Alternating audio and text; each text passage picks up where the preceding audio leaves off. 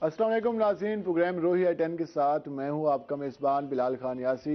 उम्मीद है आप सब खैर खैरियत से होंगे। दुआ है कि आज का रोज़ भी आपका एक खूबसूरत अंदाज में गुजरे और आज के रोज़ भी दरूद पाक कसरत से पढ़ते रहें ताकि आप पर रहमतें, फजीलतें, बरकतें नाज़िल हों। और शाबान के महीने का आगाज़ हो गया, आज यकम शाबान है, तो शाबान का महीना भी आपको मुबारक हो। और उसके बाद रमज़ान का आगाज़ होगा तो तैयारी कर लें, रमज़ान मुबारक अब करीब ही है, क्योंकि अब तकरीबन एक महीने ही रह गया, उसके बाद रमज़ान मुबारक का आगाज़ हो जाएगा।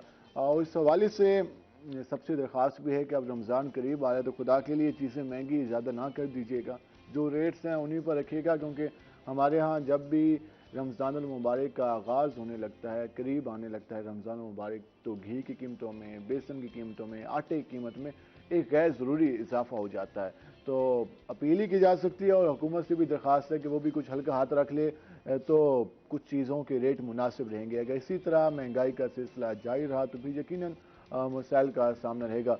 ये तो बातें हो गई आने वाले दिनों की, और आज के हवाले से हम ये बात कह दें कि अपना भी ख्याल करें, अपने आस पास रहने वाले लोगों का भी ख्याल करें, क्योंकि एहसास का जो जज्बा है वो इंसानियत की अगर बात की जाए तो इंसानों में सबसे एक अहम फैक्टर है। अगर एहसास किसी में नहीं है तो फिर नहीं कहा जा सकता कि वो उससे किसी भी किस्म की उम्मीद की जा सकती है। अगर आपके दिल में एहसास है, किसी का ख्याल है, आपको फील होता है कि यार ये चीज़ बेहतर है, तो बेहतर चीज़ को अपनाएं, नेगेटिव चीज़ों से अवॉइड करें। हम अक्सर औकात ये भी कहते नज़र आते हैं कि यार फलां टाइम उसने मेरे साथ अच्छा नहीं किया था, तो मैं आज उसको बताऊंगा किस तरह उसका जवाब दिया जाता है। तो ये तरीका गलत है। आप बेहतर अंदाज में जवाब दें, आप पॉजिटिव अंदाज में वो काम करें, तो शायद उसको एहसास हो जाए कि मैंने गलत किया था। आप भी अगर उसी लेवल पे आ जाएं तो फिर आप में जिससे आप गिला कर रहे हैं उसमें और आप में क्या फ़र्क रह जाएगा। तो इन चीज़ों का ख्याल रखना चाहिए। जिस तरह हमारे प्रोग्राम में हमारे साथ मेहमान मौजूद होते हैं और हम उनसे मुख्तलिफ मौज़ूआत पे बात करते हैं, तो स्टार्ट में ही हमने बात कर ली जो महंगाई के हवाले से भी बात कर ली, उसके अलावा बाकी चीज़ों के हवाले से। तो हम आपको अपने मेहमानों का तारुफ करा लें। तो हमारे साथ हमारे पहले मेहमान मौजूद हैं, पाकिस्तान मुस्लिम लीग नून के रहनुमा हैं रौ मुस्तकीम इकबाल साहब। रौ साहब, खुश आमदीद आपको। उम्मीद आप खैरियत से होंगे। अल्हम्दुलिल्लाह। हम आपसे मज़ीद भी बात करेंगे, गपशप लगाएंगे। उनके साथ हमारे रिपोर्टर मौजूद हैं, हमारे senior reporter Junaid Anwar. Political situation को देखते हैं और आजकल वैसे ही हमारे मुल्क में और स्पेशली मुल्तान में भी काफ़ी ज़्यादा गहमा गहमी रही। बाकी मामला तो चल रहे हैं, आम आवाम है जो कि महंगाई से परेशान है, वो हमारी सियासी जमातें हैं, वो इलेक्शन की डिमांड करती हैं, इलेक्शन में आने की बात करती हैं, अपने मैंडेट की बात करती हैं। तो और सियासत में क्या हो रहा है, हम इस हवाले से जुनैद से बात करेंगे। जुनैद, आपको भी खुश आमदीद। बहुत शुक्रिया उम्मीद बिलाल। आप भी खैरियत से होंगे। जी अल्लाह का शुक्र है जो बिलाल। सिचुएशन चल रही थी सियासत के हवाले से मुल्तान में, तो अब उसमें कोई बेहतरी आई है या उसी तरह गहमा गहमी जारी है? गहमा गहमी तो जारी है, स्टिल वही पोजीशन है जहाँ पर आपने इलेक्शन कमीशन में मामले को छोड़ा था, उसी तरह वहीं की वही सूरत हाल तो है। उनकी कोई नाराजगी हम खत्म हुई है या प्यार मोहब्बत चल रहे हैं? नाराजगी तो जो भी कोई लड़ाई या इख्तलाफ होता है उसका इख्तिताम तो सुलह पर ही होता है। ये एक अच्छी बात है। ये एक अच्छी बात है। इंडोर सुलह तो हो गई, मगर इसको हम अभी डिस्कस करेंगे कि किस तरह एक आम कारकुन को इस्तेमाल किया जाता है और ख़ुद किस तरह इंडोर कुछ पॉलिटिक्स और कारकुनान के जिनके हाथ टूटे थे, उन्होंने मुझे भी मैसेज किया और कहा कि मेरा हाथ, एक कारकुन ने मैसेज किया, कहा कि मेरा हाथ टूट गया है, अब मैं 2 से 3 महीने के लिए काम नहीं कर सकूंगा और मेरे पास कोई भी नहीं है। तो मेरा भी उनको जवाब था कि उनकी सुलह हो गई है आपके लीडरान की, तो आपको चाहिए था कि आप इस लेवल पर ना जाते। और कारकुनान से भी ये अपील है कि भाई सियासत डायलॉग के लिए होती है, सियासत मुज़ाकरात के लिए होती है, बातचीत का नाम है, इख्तलाफ का भी नाम है, ये पत्थर मारने का नाम नहीं है सियासत, ये गमले मारने का नाम नहीं होता, तो इसलिए अवॉइड करना चाहिए। हम जरा आते हैं अपने मेहमानों की जानिब। रौ मुस्तकीम इकबाल साहब, पाकिस्तान मुस्लिम लीग नून, क्या समझते हैं अब एक कारकुन क्या सोच रहा है जो इतनी महंगाई हो चुकी है, तो एक कारकुन की हैसियत से आजकल क्या जज्बात हैं? बिस्मिल्लाहिर्रहमानिर्रहीम। पहले तो नैयद साहब, मैं आपकी टीम का बेहद मशकूर हूँ जिन्होंने अपने फॉर्म पे मुझे बात करने का मौका दिया। तो नैयद साहब, बात यह है कि महंगाई तो है, इसमें कोई शक नहीं है कि गरीब आदमी की पहुँच से मामला बहुत आगे जा चुके हैं। तो इसकी मेन वजह हमारे मुल्क में सियासी इस्तेकाम का ना होना है। हर किसी ने अपना रोल अदा कर रहे हैं। کوئی کسی ادارے پہ بلیو نہیں کر رہا، ایک دوسرے کے معاملات میں مداخلت کی جا رہی ہے، تو اس وجہ سے یہ ہمارا جو سلسلہ بڑھتا جا رہا ہے۔ سیاسی عدم استحکام تو الیکشن نہ ہونے کی وجہ سے، جی بالکل، دیکھیں الیکشن ہونا چاہیے۔ باقی آپ نے پہلا سوال مجھ سے مہنگائی کا کیا، دیکھیں گندم ہمارے پاس وافر مقدار میں اویلیبل ہے، پر یہاں کے اس کی منیج اچھی نہیں ہے۔ ابھی میں راستے میں آ رہا تھا تو وہ میں نے بے شمار لوگ دیکھے جو روز وہ بوری لینے کے لیے آئے ہوئے ہوتے ہیں اور جا کے دوسری جگہ پہ بیچ دیا جاتا ہے، اور ہر چیز کو ہمارے ہاں ہر چیز کو ڈالر سے ریلیٹڈ کر دیا جاتا ہے کہ جی ڈالر مہنگا ہو گیا اس لیے سبزی مہنگی ہے، ڈالر مہنگا ہو گیا اس لیے جناب یہ بیچنے والے ہر کوئی نہیں ہوتا، عام آدمی بھی ہوتا ہے۔ جی عام آدمی، ہمارے جیسے کئی لوگ لائن میں کھڑے ہوتے ہیں اور وہ انتظار، کیونکہ 1200-1500 کا تھیلا کہاں 650 کا، تو عام آدمی بھی جاتا ہے، وہ بالکل جاتا ہے، عام آدمی لے کے اس کو فروخت کر دیتا ہے ہوٹل والے کو، وہاں سے پیسے لے کے اگلے دن پھر وہ لائن میں لگ جاتا ہے۔ تو یہ کافی معاملات ہیں۔ دیکھیں اس وقت ہمارے جو ملکی معاملات چل رہے ہیں بہت خراب ہو چکے ہیں، ہر ادارہ پریشان ہے، ہر ادارے پہ نکتہ چینی کی جا رہی ہے۔ وہ اصل میں اس لیے بھی بیچتے ہیں کیونکہ اس کے پاس کوئی اور روزگار بھی نہیں ہے، تو اس حکومت کی پالیسیوں کی وجہ سے اب اس کے بعد یہی کام رہ گیا۔ ایسے ہی ہے، دیکھیں مہنگائی، بجلی کے بلوں کو دیکھ لیں آپ، گیس کے بلوں کو دیکھ لیں، پر یہ ایک سلسلہ چلتا آ رہا ہے، اب یہ بات پھر دور تک چلی جاتی ہے۔ اب اسی سے دیکھیں، میں مسلم لیگ نون سے میرا تعلق ہے، آپ اسی کو آپ دیکھ لیں، سن 2018 سے پہلے تو ہمیں گھی 150 روپے کلو مل رہا تھا، چینی ہمیں 55 روپے کلو مل رہی تھی۔ تو ایسا کیا ہو گیا ان 4 سالوں کے اندر کہ یکدم 500 گنا 1000 گنا چیزیں بڑھ گئی ہیں؟ تو یہ ایک ایسے ہی ہے کہ آپ، میں مثال دیتا ہوں کہ ٹریکٹر کے مستری کو آپ پراڈو دے دیں کہ یار اس کو بنا دے، وہ تو اس کو خراب ہی کرے گا نا۔ تو یہ اس وقت سے یہ حالات ایسے خراب ہوتے ہوتے ہم اس نیچ پہ آ گئے ہیں، اور مزید ایسے یہ خراب ہوتے جائیں گے اگر یہی معاملات رہے۔ ہمیں ایک ہونے کی ضرورت ہے، اپنے ذاتی اختلافات کو بھلا کر ہمیں ایک پلیٹ فارم پہ ہم اکٹھے ہو جائیں۔ دیکھیں ہمارا جو تو ایک پلیٹ فارم، اور کیا کیسے ہوگا؟ پی ڈی ایم 12 سے 13 جماعتوں میں اکٹھی ہوگی، اب ایک ہی جماعت باہر ہے، تو کس کو ساتھ ملانا ہے پی ڈی ایم؟ سر دیکھیں، اب دیکھیں سب سے پہلے پاکستان ہے تو سیاست ہے نا، پاکستان ہے تو ہم لوگ ہیں۔ اگر ہمارا ملک ہی ڈیفالٹ ہو گیا، ہم کسی اور طرف چلے گئے، تو پھر کیسی پی ڈی ایم اور کیسی پی ٹی آئی؟ ابھی دیکھیں عمران خان صاحب تو کسی کے ساتھ بیٹھنے کے لیے تیار ہی نہیں ہے، اس کو اپنے علاوہ سب چور نظر آتے ہیں۔ بھائی آپ پہلے اس ملک کو دیکھو جس نیچ پہ ہمارا ملک حالات پہنچ چکے ہیں، سیاست چلتی رہے گی، سیاسی معاملات تو دیکھیں، اختلافات تو سیاست کا حسن ہے، یہ چلتا رہتا ہے، سارے معاملات چلتے ہیں، پر اس وقت جو ہمیں یکجہتی کی ضرورت ہے۔ دیکھیں کوئی عدالت میری پارٹی کے حق میں فیصلہ دے دیتی ہے تو عدالتیں زندہ باد، اگر میرے قائدین کے خلاف دے دیتی ہیں تو عدالتیں غلط ہو گئی۔ اب جیسے ہمارے اب جرنیل ہمارے ملک کے محافظ ہیں، جب تک اداروں پہ تنقید نہیں ہونی چاہیے، ہاں نہیں ہونی چاہیے، تو اس وجہ سے ہم، ادارے ہاں بالکل اسی وجہ سے اب دیکھیں ہمیں بڑا برا لگتا ہے کہ ہمارا محافظ ہے، اس وقت وہ ایماندار ہے، جب تک ہمارے ساتھ ہے، یہ کوئی ہمارے حق میں فیصلہ آ جائے، دوسرے کے حق میں آ جائے تو وہ غدار ہو جاتا ہے، 1 منٹ سے پہلے ہم دوسرے کو غداری کا سرٹیفکیٹ دے دیتے ہیں۔ ہمارا ایک ایشو ہے، عالمی ہے کہ ہمارے حق میں فیصلے آ جائیں تو خوش ہیں، اگر ہمارے خلاف آ جائے تو ہم ناراض ہیں، اور یقیناً خلاف فیصلے آئیں تو افسوس تو ہوتا ہوگا ان کو، لیکن پھر اس طرح سے جو بیانات شروع ہو جاتے ہیں کہ جی میں نے جو ہے یہ انصاف پہ مبنی نہیں ہے، تو اس پر خیال کرنا چاہیے۔ جب دوسرے کے حق میں جا رہا ہوتا ہے اس وقت کہا جاتا ہے کہ انصاف کی فتح ہے، جب اپنے خلاف آ جائے تو غیر انصاف کی ہار ہے۔ تو یہ ایک عجیب سا بیانیہ ہماری سیاسی جماعت، تمام سیاسی جماعتیں کریٹ کرتی ہیں۔ پاکستان مسلم لیگ نون کے جب کیسز لگ جائیں تو وہ انصاف کی ہار ہو جاتی ہے، جب کیسز سے بری ہو جائیں تو انصاف کی جیت ہو جاتی ہے۔ پاکستان تحریک انصاف کے لوگوں کو ضمانت مل جائے تو انصاف کی جیت ہے، اگر ضمانت منسوخ ہو جائے تو کہا جاتا ہے انصاف ہار گیا۔ تو یہ ایک ہمارا سیاسی جماعتوں کا رویہ شروع سے چلتا آ رہا ہے۔ جنید انور، جس طرح کی سچویشن چل رہی ہے، عام آدمی کی تو اب گنجائش نہیں ہے کہ مزید ٹیکس دے سکے حکومت کو، لیکن پھر بھی دے رہا ہے، مجبوری ہے، کیا کرے۔ تو جو ہمارے سیاسی لیڈرشپ کے بیانات نظر آتے ہیں، ان کی گفتگو سے جو لگتا ہے، جو ان کی پریس ٹاک ہوتی ہے، جس طرح خان صاحب کی انٹری ہوئی ہائی کورٹ میں، ایک جانب عوامی مسائل ہیں، ایک جانب اس چیز کو اتنا بڑھا چڑھا کر پیش کیا گیا، تو لگتا ہے کہ قیادت سنجیدہ ہے عوام کے مسائل حل کرنے میں؟ بسم اللہ الرحمن الرحیم۔ بلال، یہ پاکستان کا ایک المیہ ہے کہ آپ 5 سال پیچھے چلے جائیں، 10 سال پیچھے چلے جائیں، یہ ایک المیہ رہا ہے۔ آپ نے جیسا بلال بات کی عمران خان کی کہ کورٹ کے اندر جو پیشی، آپ اندازہ کریں کہ کیا ایک عام آدمی کے لیے عدالت اتنی دیر کھلتی ہے؟ اور وہ ضمانت کرانے کے لیے جا رہا اور وہ 1500 لاؤ 2000 لشکر کے 4000 ساتھ، مطلب 5000 ایک ملزم جو ہے وہ ضمانت کے لیے جاتا ہے، جج جو ہے اس کو کہتا ہے جی 10 منٹ اور بیٹھا ہوں، 15 منٹ اور بیٹھا ہوں آج، اور وہ 5 بجے کے بعد تک عدالت کھلی جاتی ہے۔ دوسری جانب ایک عام آدمی کے لیے انصاف کے کیا تقاضے اور طاقتور کے لیے انصاف کیا ہے؟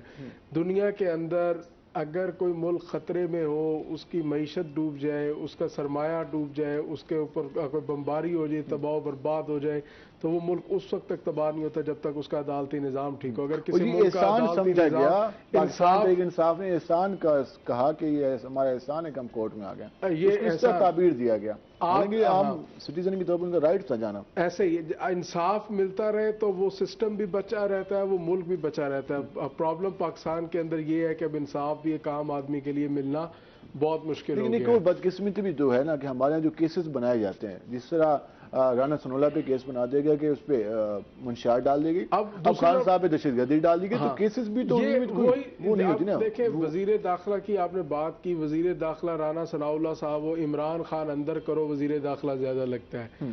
مطلب آپ دیکھیں ابھی ان کی ریسنٹلی اسٹیٹمنٹ ہے جی کسی کو عمران خان صاحب کو پکڑیں گے، ان کا جو پلستر ہے وہ ہم حوالات میں جیل میں کھولیں گے۔ مطلب آپ وزیر داخلہ کی اسٹیٹمنٹ ایسی، مطلب وزیر داخلہ کی باڈی لینگویج چیک کریں۔ حکومت جو ہے وہ اس کے تمام وزراء بیٹھتے ہیں، ان کا صرف ایک ہی کام ہے عمران خان پر تنقید کرنا۔ دوسری جانب عمران خان کے وزراء اور اس کے عمران خان بذات خود، اس کا صرف ایک ہی کام ہے کہ کسی نہ کسی طرح یہ ملک ڈیفالٹ ہو۔ بڑی خواہش ہے تحریک انصاف کے دوستوں کی کہ پاکستان ڈیفالٹ ہو، سری لنکا بن جائے، حالات پارلیمنٹ میں گھس جائیں اور ہم کہیں صدر کے سوئمنگ پول میں ہم ہی تھے کہ جو پاکستان کو آگے لے چلتے تھے۔ اس ٹائم جو پرابلم جو ہے کہ دونوں بڑی جماعتیں جو ہے، مطلب ایک گروپ پی ڈی ایم کا گروپ ہے اور دوسرا تحریک انصاف کا گروپ ہے، دونوں غیر سنجیدگی کا مظاہرہ کر رہے ہیں۔ آپ پاکستان کی صورتحال دیکھ لیں کہ آپ کی ایل سیز نہیں کھل رہی، آپ کی چائے کی پتی جو ہے کچھ عرصے میں شارٹ ہونے والی ہے، آپ کا جو ہے وہ زرعی ملک ہونے کے باوجود یہاں کے لوگوں کو آٹا نہیں مل رہا، لوگ لمبی لمبی لائنوں میں کھڑے ہیں۔ راؤ صاحب آپ نے کہا کہ لوگ سستا آٹا لے کے مہنگا بیچتے ہیں، مطلب آپ نے قوم کی تربیت ہی نہیں کی، یا قوم کو آپ نے روزگار کا موقع نہیں دیا۔ اب ایک مزدور ہے، جب اس کو مزدوری نہیں ملتی، وہ سارا دن نہیں ہوتا، وہ یہی سوچتا ہے چلو صبح آٹے کی لائن میں کھڑا ہوں گا، آٹا لوں گا، 200-400 روپے مہنگا بیچ دوں گا۔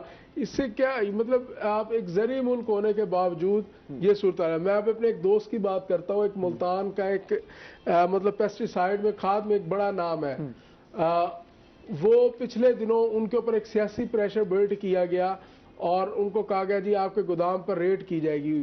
اچھا جی، وہ بندہ گیا ڈی سی کے پاس، اس نے کہا جی یہ صفحات ہے میرے پاس، میں نے اتنی کھاد اس حلقے میں بانٹی ہے، اتنے لوگوں کو دی ہے، میرا قصور بتاؤ، میرے پر کیوں سیاسی پریشر ہے؟ اور اس میں گورنمنٹ ریٹ پہ دے رہا ہے، گورنمنٹ ریٹ پہ دے رہا ہوں چیز۔ تو اگر مجھے اس ملک میں تیسری دفعہ میرے ساتھ ہو رہا ہے، اگر آپ چاہتے ہیں کہ یہ میں ملک چھوڑ جاؤں تو مجھے بتاؤ، میں اپنا سرمایہ لے کے باہر چلا جاؤں گا۔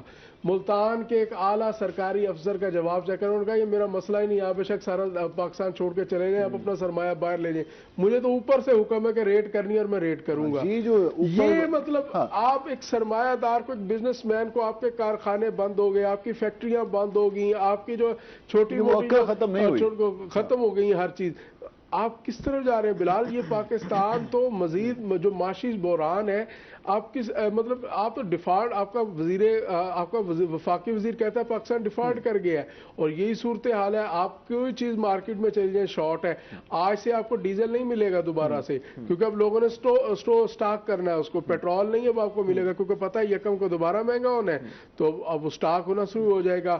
یہی صورتحال ابھی چینی کا بحران کھڑا ہو جائے گا، یہ رمضان المبارک آئے گا تو ہمیں ایسی زندہ دل قوم ہے کہ آپ کو لیمو نہیں ملتا مارکیٹ کے اندر۔ اب رمضان آ رہا ہے، دالوں کی قیمتیں دیکھیے گا اب کہاں جاتی ہے، چائے کی پتی ویسے شارٹ ہو رہی ہے پاکستان سے، چینی کا ریٹ کہاں جاتا ہے، پیٹرول ویسے ہی انہوں فیصلہ کر چکے ہیں کہ 300 انہوں نے کراس کرنا ہے۔ ایسی صورتحال کے اندر ایک عام آدمی، غریب آدمی جو اب یہاں کی جو اگر صرف ملتان کی ہم بات کریں تو 70% لوگ ایسے ہیں جن کی سیلری 20 سے 25 ہزار روپے ہے۔ آپ 20 سے 25 ہزار روپے کا ایک بندے کا صرف بجٹ بنا دے، پوری فیملی کو چھوڑ دیں، 50,000 میں بنا کے دکھا دیں، 50,000 لاکھ روپے میں بنا کے دکھا دیں آپ۔ پاسبل ہی نہیں ہے کہ آپ 1 لاکھ روپے میں اپنا کچن چلا لیں، صرف کچن۔ بجلی کے بل آنے ہیں تو اس میں بھی عوام کافی زیادہ پریشان ہوگی۔ روز صاحب جس طرح صورتحال جنید نے بھی کافی وضاحت سے بیان کی کہ جو حالات ہیں. آپ جب اپنی گلی محلے میں جا رہے ہوتے ہیں تو آپ اپنی پارٹی کی نمائندگی کرتے ہیں, لوگوں کو جب بتاتے ہیں کہ ہماری پارٹی کے بیانیے سے آپ اتفاق کریں, تو عام آدمی کا جیسچر کیا ہوتا ہے اور عام آدمی رسپانس کیا کرتا ہے کہ عام آدمی کو ان حالات کی سمجھ ہے, کیونکہ پریشان تو بہت ہے عام آدمی ان حالات سے. دیکھیں, ہر آدمی اس وقت مہنگائی سے پریشان ہے کہ اس کے گھر کی ضروریات پوری نہیں ہو رہی. وہ بجلی کا بل دیتا ہے تو اسکول کی بچوں کی فیس نہیں ہے, جس کا رینٹ کا مکان ہے, بہت سارے لوگ ایسے آتے ہیں. اور اس میں کچھ ہم لوگوں کا بھی قصور ہے, ہم لوگ کام نہیں کرتے. کتنا ہمیں کام کرنا پڑے گا. 18 گھنٹے لوگ کام کرتے ہیں؟ نہیں کرتے, کچھ لوگ ہیں جو کام کرتے ہیں. ابھی آپ چلے جائیں ہوٹلوں پہ 20-20 10 میں بیٹھے ہیں, وہاں پہ لوڈو چل رہی ہے, تاش چل رہی ہے, لوگ بیٹھے ہیں, گھر کا 1 جی کما رہا ہے, باقی سب کھا رہے ہیں. اب ایسا نظام نہیں چلے گا, ہمیں کام کرنا پڑے گا. دیکھیں, ابھی میں پڑھ رہا تھا صبح آتا ہوا کہ جاپان کی میں ایک مثال دیتا ہوں تھوڑی سی. عمران خان تو مغرب مثالیں دیتا ہے, میں چھوٹی سی مثال دیتا ہوں کہ وہاں 30 سال سے کوئی مرڈر نہیں ہوا, 30 سال میں کوئی چوری نہیں ہوئی وہاں. ان کا وزیر اعظم عوام کو ریسٹ کے لیے کہتا ہے کہ آپ آرام کریں, وہ اتنا کام کر رہے ہیں. ان کی ایمانداری کی مثال ہے جو مسلمانوں میں ہونی چاہیے, وہ مثالیں ان لوگوں میں ہیں. ہم لوگ اس چیز سے ہٹ چکے ہیں. ہم جو نا ترقی جلدی کرنا چاہتے ہیں, ایک دوسرے کو دیکھ کے, ایک دوسرے کو مار کے, ایک دوسرے کا گلا کاٹ کے. ہمیں دیکھیں, اب صنعت ہماری بیٹھ چکی ہے, صنعت سے نہیں ہمارا ملک چلے گا. اس ملک کو اب زراعت ہی اٹھا سکتی ہے, اور ہمارا ملک زراعت پہ مشتمل ہے. 70% ہمارا علاقہ زراعت ہے. ابھی دیکھیں, گندم کا اس وقت ریٹ گورنمنٹ نے 4000 پر من کے حساب سے نکالا ہے, اور میکسیمم ہماری جو پنجاب میں ایوریج آتی ہے وہ 50 من ایکڑ کے حساب سے نکلتا ہے گندم. تو اس حساب سے اگر کوئی 10 ایکڑ کا کسان ہے تو وہ 10 سے 20 لاکھ 25 لاکھ روپے اس سے کما سکتا ہے اگر صحیح محنت ہو. اتنے اخراجات جی بالکل, میں بھی زراعت سے ریلیٹڈ ہوں, میں بھی چھوٹا موٹا میں اس چیز کو سمجھتا ہوں. جی دیکھیں, 50-60 ہزار ایکڑ سے زیادہ اس پہ خرچہ نہیں آتا. اب کھل کے اب لگا لیں, ڈی اے پی کا اب ریٹ کم آ گیا ہے, ورنہ 14-15-16 تھا, ابھی اس دور حکومت میں 10,000. اللہ کرے کہ ہمارے کسان ایک ایکڑ سے 10 لاکھ روپے کمائیں. جی ایسے ہی ہے. ہم اس پہ مزید بات کریں گے. ہمارا پروگرام کا سیگمنٹ ہے ٹوڈیز ویدر.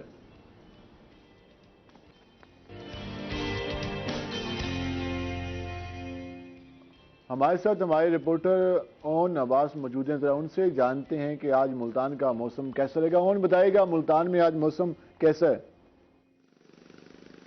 جی بالکل, اگر شہر اولیاء ملتان کے موسم کی بات کریں تو ملتان کا موسم گزشتہ چند روز سے کافی بدلتا دکھائی دیا, کیونکہ ایک گرمی کا مسلسل اضافہ ہوتا چلا جا رہا تھا موسم میں, تو وہ ہمیں گزشتہ چند روز سے کافی بدلتا دکھائی دیا. دوبارہ سردی کی جو لہر ہے وہ آتی دکھائی دی ملتان میں. اگر آج کے ہم موسم کی بات کریں تو آج زیادہ سے زیادہ جو سینٹی گریڈ نوٹ کیا گیا ہے وہ 28 سینٹی گریڈ تک نوٹ کیا گیا محکمہ موسمیات کی جانب سے, اور کم سے کم درجہ حرارت جو نوٹ کیا گیا وہ 12 سینٹی گریڈ تک نوٹ کیا گیا ہے. اگر ہوا میں نمی کے تناسب کی بات کریں تو ہوا میں نمی کا تناسب 88% تک ریکارڈ کیا گیا. اس کے ساتھ ساتھ اگر ہم ایئر کوالٹی انڈیکس کی بات کریں تو air quality index 155 points record کیا گیا. اس کے ساتھ ساتھ اگر ہم بات کریں ملک بھر میں ملتان 6 نمبر پر فضائی آلودہ شہروں میں شمار ہوتا ہے. اس کے ساتھ ساتھ اگر آج آپ کو محکمہ موسمیات کی پریڈکشن بتائیں تو اس میں محکمہ موسمیات نے اگلے 24 گھنٹوں کے حوالے سے جو پریڈکشن دی ہے وہ یہ تھی کہ جو آج موسم ہے کافی خشک رہے گا اور بارش کا بھی کوئی امکان نہیں ظاہر ہوا. جی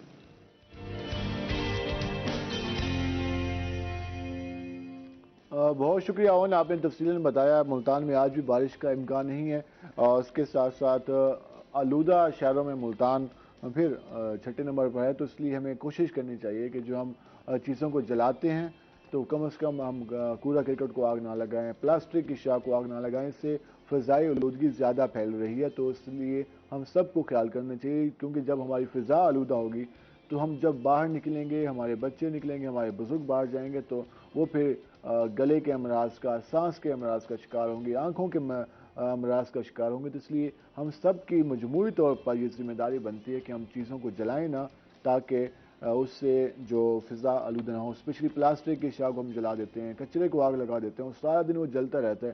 تو اس لیے ہمیں ان چیزوں میں خیال کرنا چاہیے. ڈاکٹر صاحب جو ہم سچویشن پہ بات کر رہے تھے, مریم نواز نے دورہ کیا, تو مریم نواز کے ملتان کے دورہ, اس کے علاوہ بہاولپور کے دورے کے بعد کیا سچویشن دیکھ رہے ہیں کہ ورکر کتنا متحرک ہوا ہے؟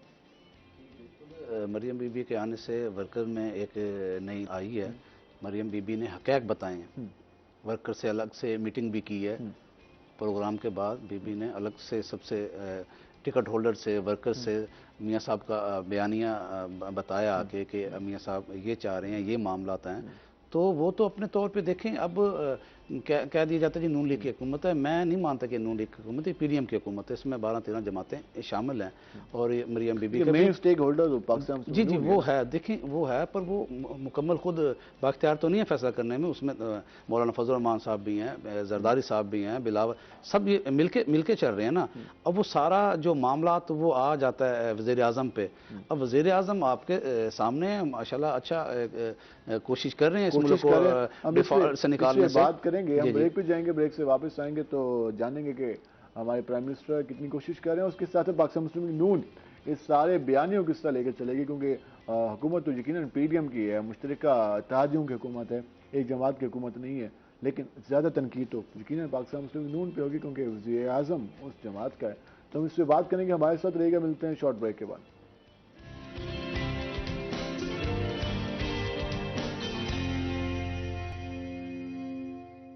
ویلکم بیک ناظرین. جس طرح ہم بات کر رہے ہیں موجودہ صورتحال کے حوالے سے, ہم ذرا واپس آتے ہیں اپنے مہمانوں کی جانب. جنید بتائیے گا, ابھی مریم نواز نے ریسنٹ دورہ کیا تھا, تو پاکستان مسلم لیگ نون کتنی متحرک ہوئی ہے؟ پاکستان تحریک انصاف تو اب جیل بھرو تحریک کی بات کر رہی ہے, تو نون لیگ اپنی بیانیے کے ذریعے کاؤنٹر کر پائے گی تحریک انصاف کو, یا اس وقت تحریک انصاف آگے نظر آ رہی ہے؟ بلال, مریم نواز کا جو دورہ ملتان تھا اس میں یقینی طور پر پارٹی تو متحرک ہوئی. مطلب تمام ٹکٹ ہولڈرز اور اس کے ساتھ ساتھ دیگر جو قائدین تھے وہ ملتان کے اندر ایک انہوں نے اپنی پینیٹیشن کی, عوام میں گئے, کارکنان کی طرف گئے. تو مسلم لیگ نون کو سب سے پہلے یہ ڈر اور خوف تھا کہ اس سے پہلے مسلم لیگ نون کے جتنے بھی ملتان میں کنونشن ہوئے, نام لیا جائے, حمزہ شہباز صاحب ملتان میں آئے تو شنگریلا مارکی کے ساتھ بالکل ان کا ایک وہ پنڈال سجائے گا, تو وہاں پر ایک فلاپ ان کا جلسہ ہوا. اس دفعہ انہوں نے نام رکھا ورکر کنونشن کا, کہ اگر فلاپ بھی ہو جائے تو کم از کم یہ کہ ہمارے کارکنان تھے, ہمارے تو پارٹی عہدیداران تھے. بہاولپور میں تو مریم نواز کا جو وہ کنونشن تھا وہ اس سے تو ملتان کا کنونشن بہت قدر بہتر تھا.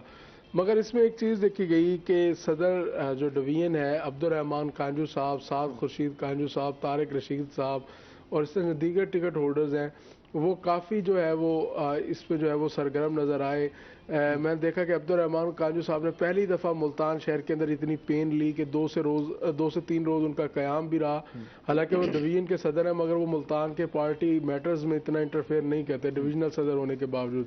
اور پہلی دفعہ وہ مختلف کارکنان کے گھر گئے, پارٹی ٹکٹ ہولڈرز کے گھر گئے, انہیں موٹیویٹ کیا کہ آپ اس ورکر کنونشن کے لیے نکلیں. مگر اس سب کے باوجود جہاں پر مسلم لیگ نون کلین سویپ کیا کرتی تھی, مسلم لیگ نون کے بڑے بڑے جو بڑے بڑے پہلوان لفظ استعمال کیا جائے کہ وہ ہیوی ویٹس جو ہے وہ مسلم لیگ نون کے ملتان میں تھے, اس سب صورتحال کے باوجود مسلم لیگ نون اس کنونشن کے اندر کوئی بہت بڑی تعداد میں لوگوں کو لانے میں کامیاب نہیں ہو سکی. اگر ہم ملتان کے حلقوں کی بات کر لیں تو N154 بات کر لیں, دونوں کے پاس امیدوار ہی نہیں ہے, دونوں پارٹیوں اس کے باوجود بلال جو سب سے بڑی چیز تھی, 55 کی بات کر لیں, 56 کی بات کر لیں, تو ایشوز تو ہیں. تو وہ سب سے بڑی جو چیز تھی کہ ملتان شہر سے لوگوں کی نمائندگی بہت کم تھی. زیادہ تر جو لوگ آئے تھے وہ ملتان سے, ضلع ملتان سے, مثال کے PP 219 سے آئے, NA100 جو ہے وہ 47 سے آئے, اس کے ساتھ ساتھ وہاڑی سے لوگ آئے, لودرا سے لوگ آئے جو کہ عبدالرحمان خان کانجو کا اپنا علاقہ ہے, تہمینہ دولتانہ لائیں اپنے ساتھ لوگ. اس طرح مطلب یہ آپ کو ایک قسم کا پوری ڈویژن کا ایک کنونشن تھا جس میں ایک اتنی کیمپین چلانے کے باوجود ایک بڑا کنونشن کرنے میں مسلم لیگ اس کے مقابلے میں پاکستان تحریک انصاف ہے. اب جیل بھرو تحریک کی بات ہو رہی ہے, شاہ صاحب نے بھی اعلان کیا, تو شاہ صاحب گرفتاری دیں گے؟ شاہ صاحب نے اعلان کیا ہے, تمام منتظر ہیں کہ شاہ محمود قریشی صاحب کہاں سے گرفتاری دیتے ہیں, کیونکہ چشم فلک جو پہلی بار دیکھے گا کہ شاہ محمود قریشی صاحب بھی گرفتاری دیں گے. حالانکہ شاہ صاحب لاسٹ ٹائم کافی غصے میں تھے, انہوں نے کہا کہ میرے بیٹے کو دھمکیاں دی جا رہی ہیں, گرفتار کر لیا جائے گا. تو اب تو خود گرفتار ہونے کی بات ہو رہی ہے۔ گرفتاری دینے، مگر مجھے سمجھ نہیں آتی ایسے کیسے گرفتاری ہوگی۔ تحریک انصاف نے اپنی لسٹیں بھی مرتب کرنا شروع کی ہے، ملتان سے کوئی 200 افراد جو ہیں ان کو ان کی لسٹیں مرتب کی ہیں۔ اعجاز جنجوعہ صاحب وہ ان کے کوارڈینیٹر ہیں جیل بھرو تحریک ملتان کے۔ اس طرح کے کام اعجاز جنجوعہ صاحب کو وہ ہمارے بہت اچھے دوست ہیں، ان کو ہمیشہ ایسے کاموں میں یوز کیا جاتا ہے، ان کی کیونکہ ایک تربیت پوری ایک سیاسی آدمی ہے وہ، مگر جب نوازنے کا وقت آتا تب انہیں بھول جایا نہیں جاتا یار، ہے۔ چیئرمین پی ایچ اے تو ان کو بھی بنایا گیا، تو وہ سمجھتے ہیں کہ نہیں وہ انہوں نے بالکل وہ چیئرمین پی ایچ اے رہے، مگر ان کا ٹکٹ کا خواب ان کا ہے۔ ایک کچھ لوگوں کا کہنا ہے کہ وہ اس سے زیادہ ڈیزرو کرتے تھے، مگر انہوں نے تحریک انصاف کو اس وقت جوائن کیا جب عمران خان کی جماعت کو تانگا پارٹی کہا جاتا تھا، اور جو اس کو جوائن کرتا تھا لوگ اس پہ ہنستے تھے۔ اعجاز جنجوعہ اس دور کی کہانی ہے۔ شاید ظہیر خان علی زئی والا حلقہ آج کل کافی زیادہ اس وہ پہ بھی شاہ محمود قریشی صاحب کے گھر کی فیملی کا ایک اہم ممبر جو ہے اس کی نگاہیں وہاں پر موجود ہیں، تو وہ بھی وہیں جائے گا اگر اسے ظہیر خان علی زئی صاحب سے حلقہ واپس لیا جاتا ہے۔ یہ جو پاکستان تحریک انصاف بات کرتی ہے کہ جی ہم فیملی پولیٹکس کو کرٹیسائز کرتے ہیں، اور ہر بار دیکھتے ہیں کہ چاہے وہ جس حلقے میں دیکھیں تو پاکستان تحریک انصاف کے امیدوار کا بھائی بیٹا بھتیجا امیدوار ہوتا ہے ساتھ، تو یہ جو عام آدمی کو، عام ورکر کو کب موقع ملے گا؟ یہ تمام سیاسی جماعتیں اسی کام پہ گمزن ہیں۔ بلال، تحریک انصاف نے، میں آپ کو ایک چیز بتاؤں، اللہ کا شکر ہے کہ عمران خان نے اپنی اس بات پہ اس لیے یو ٹرن نہیں لے سکا کہ اس کا کوئی بچہ پاکستان میں نہیں ہے، یا اس کا کوئی فیملی ممبر ہی ایسا نہیں ہے پاکستان کے اندر جو سنبھالے، مگر ورنہ یہ بھی ایک بڑی ماروسی پارٹی تھی۔ آپ برے صغیر کی بات کریں، انڈیا کی بات لے لیں، پاکستان کی لے لیں، تو یہاں پر ایک جو ہے وہ فیملی پالیٹکس جو ہے، آپ کانگریس کو دیکھ لیں، گاندھی فیملی چلتی آ رہی ہے، سونیا گاندھی، اس لیے کم از کم اتنا تو آپ ان کو کریڈٹ دیں کانگریس کو، وہاں کا سونیا گاندھی کو انہوں نے اس لیے قبول نہیں کیا، اس لیے وزیر اعظم نہیں بنایا کیونکہ اس کے پاس بھارت کی نہیں تھی، وہ باہر سے آئی ہوئی تھی۔ مگر اب آگے دیکھ لیں، راہل گاندھی ہے ان کا، اسی طرح وہاں کی پالیٹکس ہوئی۔ اب پاکستان میں آ جائیں تو شریف فیملی ہے، زرداری بھٹو فیملی ہے، زرداری فیملی ہے۔ اب عمران خان اس لیے ابھی تک اپنی فیملی پالیٹکس نہیں کر سکا کیونکہ عمران خان کے بچے پاکستان میں نہیں اور اس کے کنٹرول میں نہیں ہے۔ باقی اب عمران خان کی اگر سیکنڈ لیڈرشپ کی بات کی جائے، شاہ محمود قریشی صاحب کی بات کی جائے، ملتان کا جو حلقہ خالی ہو وہ شاہ محمود قریشی صاحب کے ساتھ، ان کی بیٹی نے مقابلہ چل رہا ہے ان کا۔ ہاں جی، ان کا گلائن صاحب، وہ سراج الحق صاحب نے ایک بڑا پیارا کمنٹ کیا کہ شاہ محمود قریشی، کسی محفل میں ان کی ایک وہ وائرل ہوئی چیز کہ مجھے ملتان کے دوستوں نے بتایا کہ شاہ محمود قریشی صاحب بہت ہی پریشان ہے کہ ملتان کے حلقے 6 ہیں مگر بیٹا 1 ہے، تو وہ وہی صورتحال ہے کہ جو نشست خالی ہو وہ بیٹا یا بیٹی، سندھ سے بیٹی کو بلوا کر بھی الیکشن لڑایا جا سکتا ہے۔ موجود ہیں پرویز ملتان سے۔ السلام علیکم پرویز صاحب۔ ہاں جی، وعلیکم السلام، کیا حال ہے جناب؟ اللہ کا شکر، آپ سنائیں کیسے ہیں؟ کیا سوال پوچھنا چاہیں گے؟ ہم تو یہی کہیے کوئی مہنگائی کے بارے میں جوڑ توڑ کرو، حالات ہمارے بہت خراب ہیں۔ ہاں بالکل ایسے ہی ہے، یقیناً آپ کا سوال آ گیا مہنگائی کے حوالے سے۔ راؤ صاحب آپ سے متعلق سوال ہے، متعلق سوال ہے کہ مہنگائی کے، دیکھیے مہنگائی بالکل ہے، میں نے پہلے کہا ہے کہ مہنگائی ہے، میں خود اس چیز کو مانتا ہوں کہ مہنگائی ہے، پھر میں کہتا ہوں کہ ہمیں کام کرنا پڑے گا۔ کتنا ہماری دیکھیں، اب جب میں پیچھے بیک جاتا ہوں، جب ہمارا میں اپنی بات کر لیتا ہوں، باقی چھوڑ لگا، میں خود مسلسل دن رات کام کرتا ہوں شام کو، لیکن اخراجات پورے نہیں ہو رہے۔ سیم ہر آدمی کا، جتنے بھی لوگ جاب کریں کتنا کام کریں، جو لوگ کام کریں ان کا بھی نہیں ہو رہا۔ ایک تو ویلے لوگ ہیں، راؤ صاحب اس کا نیسا میرز کروں، یہ بالکل بات درست ہے، ہم اپنے للے تللے بھی تو کم کرنے کو تیار نہیں۔ مسلم لیگ نون 30 سال سے حکومت کر رہی ہے پنجاب کے اوپر، مگر آپ ابھی تک کوئی کرائیٹیریا نہیں بنا سکے۔ کیا جو سرکاری ملازمین کا جو پروٹوکول ہے، دنیا کے کسی ملک میں ایسا پروٹوکول ہے؟ اگر ہے ہمارے ہاں تو ہے، ہمارے ہاں تو وہی میں بات کر رہا ہوں نا، آپ کا ایک ڈپٹی کمشنر اگر بات کی جائے، وہ عوام کا خادم ہے، اس کو عوام کے ٹیکس، مطلب جس کا وہ خادم ہے وہ بیچارہ سائیکل پر آتا ہے اپنا مسئلہ لے کے، اور ڈی سی کے لیے 3 گاڑیاں اس کی، وہ 2 پروٹوکول کی 5 گاڑیاں اس کے لیے، اے سی کے لیے بھی نکلتی ہیں، اسی طرح آپ کا مطلب آپ ایک عوام کے مسائل حل کرنے آئے ہیں۔ جب آپ فارچونر میں بیٹھیں گے، جب آپ V8 میں بیٹھیں گے، جب آپ ڈبل کیبن میں بیٹھیں گے اور آپ کے ساتھ 2 گاڑیاں آگے 2 گاڑیاں پیچھے ہوں گی، تو آپ کو ایک عام आम आदमी का दर्द कैसे महसूस होगा। एक डिप्टी कमिश्नर का जो खर्चा है ना, अगर सिर्फ राइट तरीके से चला जाए, वो 3 से 4 करोड़ रुपए में हुकूमत को पर मंथ पड़ता है। इसके बाद आप DCs ले लें, इसके साथ साथ फिर आप CPOs ले लें, फिर आप DPO ले लें, फिर आप ये मतलब ब्यूरोक्रेसी, मतलब 40 साल 30 साल से हुक्मरान जमात मुस्लिम लीग नून जो है वो कम से कम एक क्राइटेरिया बनाती। क्या मतलब हमारा डिप्टी कमिश्नर अवामी मसाइल है, गरीब मुल्क है, गरीब शहर है, क्या 1000 सीसी गाड़ी पर सफर नहीं कर सकता? बयानिया पाकिस्तान तहरीक इंसाफ क्या बयानिया बनाती जब वो खुद प्रोटोकॉल लेने के आदि है। मरियम साहब आई तो रोड ब्लॉक से, खान साहब आए तो रोड ब्लॉक थे, उस्मान बुज़दार जैसा जब वज़ीर था तो उसके आने पर भी रोड दुकानें बंद कराई जाती थी। अभी PSL मैच हो रहा है, 3 रूट बंद है। चलिए PSL में कुछ आ तो रहा है ना, पूरी इन्वेस्टमेंट तो आ रही है, पूरी दुनिया में मुल्तान का नाम हो रही है, पूरी दुनिया में मुल्तान का नाम तो रोशन हुआ है कि मुल्तान में कोई मेगा इवेंट हुआ है। ये कितना बड़ा जुल्म है कि मरियम नवाज साहब के पास कोई सियासी ओहदा मौजूद नहीं है। वो एक तरफ कहती है मैं हुकूमत में नहीं हूं, मगर वो जब मुल्तान दौरे पर थी उनके साथ 3 मिनिस्टर थे, वजीर दाखिला उनके साथ, वजीर दाखिला की सिक्योरिटी, वजीर दाखिला बराए अब्दुर्रहमान, वजीर मुमलिकत बराए दाखिला अब्दुर्रहमान खान जो दूसरा वजीर, और तीसरी वजीर थी मरियम औरंगजेब। 3 वजीर मरियम नवाज के प्रोटोकॉल के लिए मौजूद थे। मतलब मरियम को प्रोटोकॉल, राना सनाउल्लाह का जो प्रोटोकॉल था इंटीरियर मिनिस्टर का, वो मरियम इंजॉय कर रही थी। ये जुल्म नहीं है कि एक खातून, एक लीडर जो है उसके पास कोई सियासी ओहदा नहीं है, वो हुकूमत में वो मौजूद नहीं, एक पार्टी की वो सदर है और उसके प्रोटोकॉल के लिए 3 वजीर।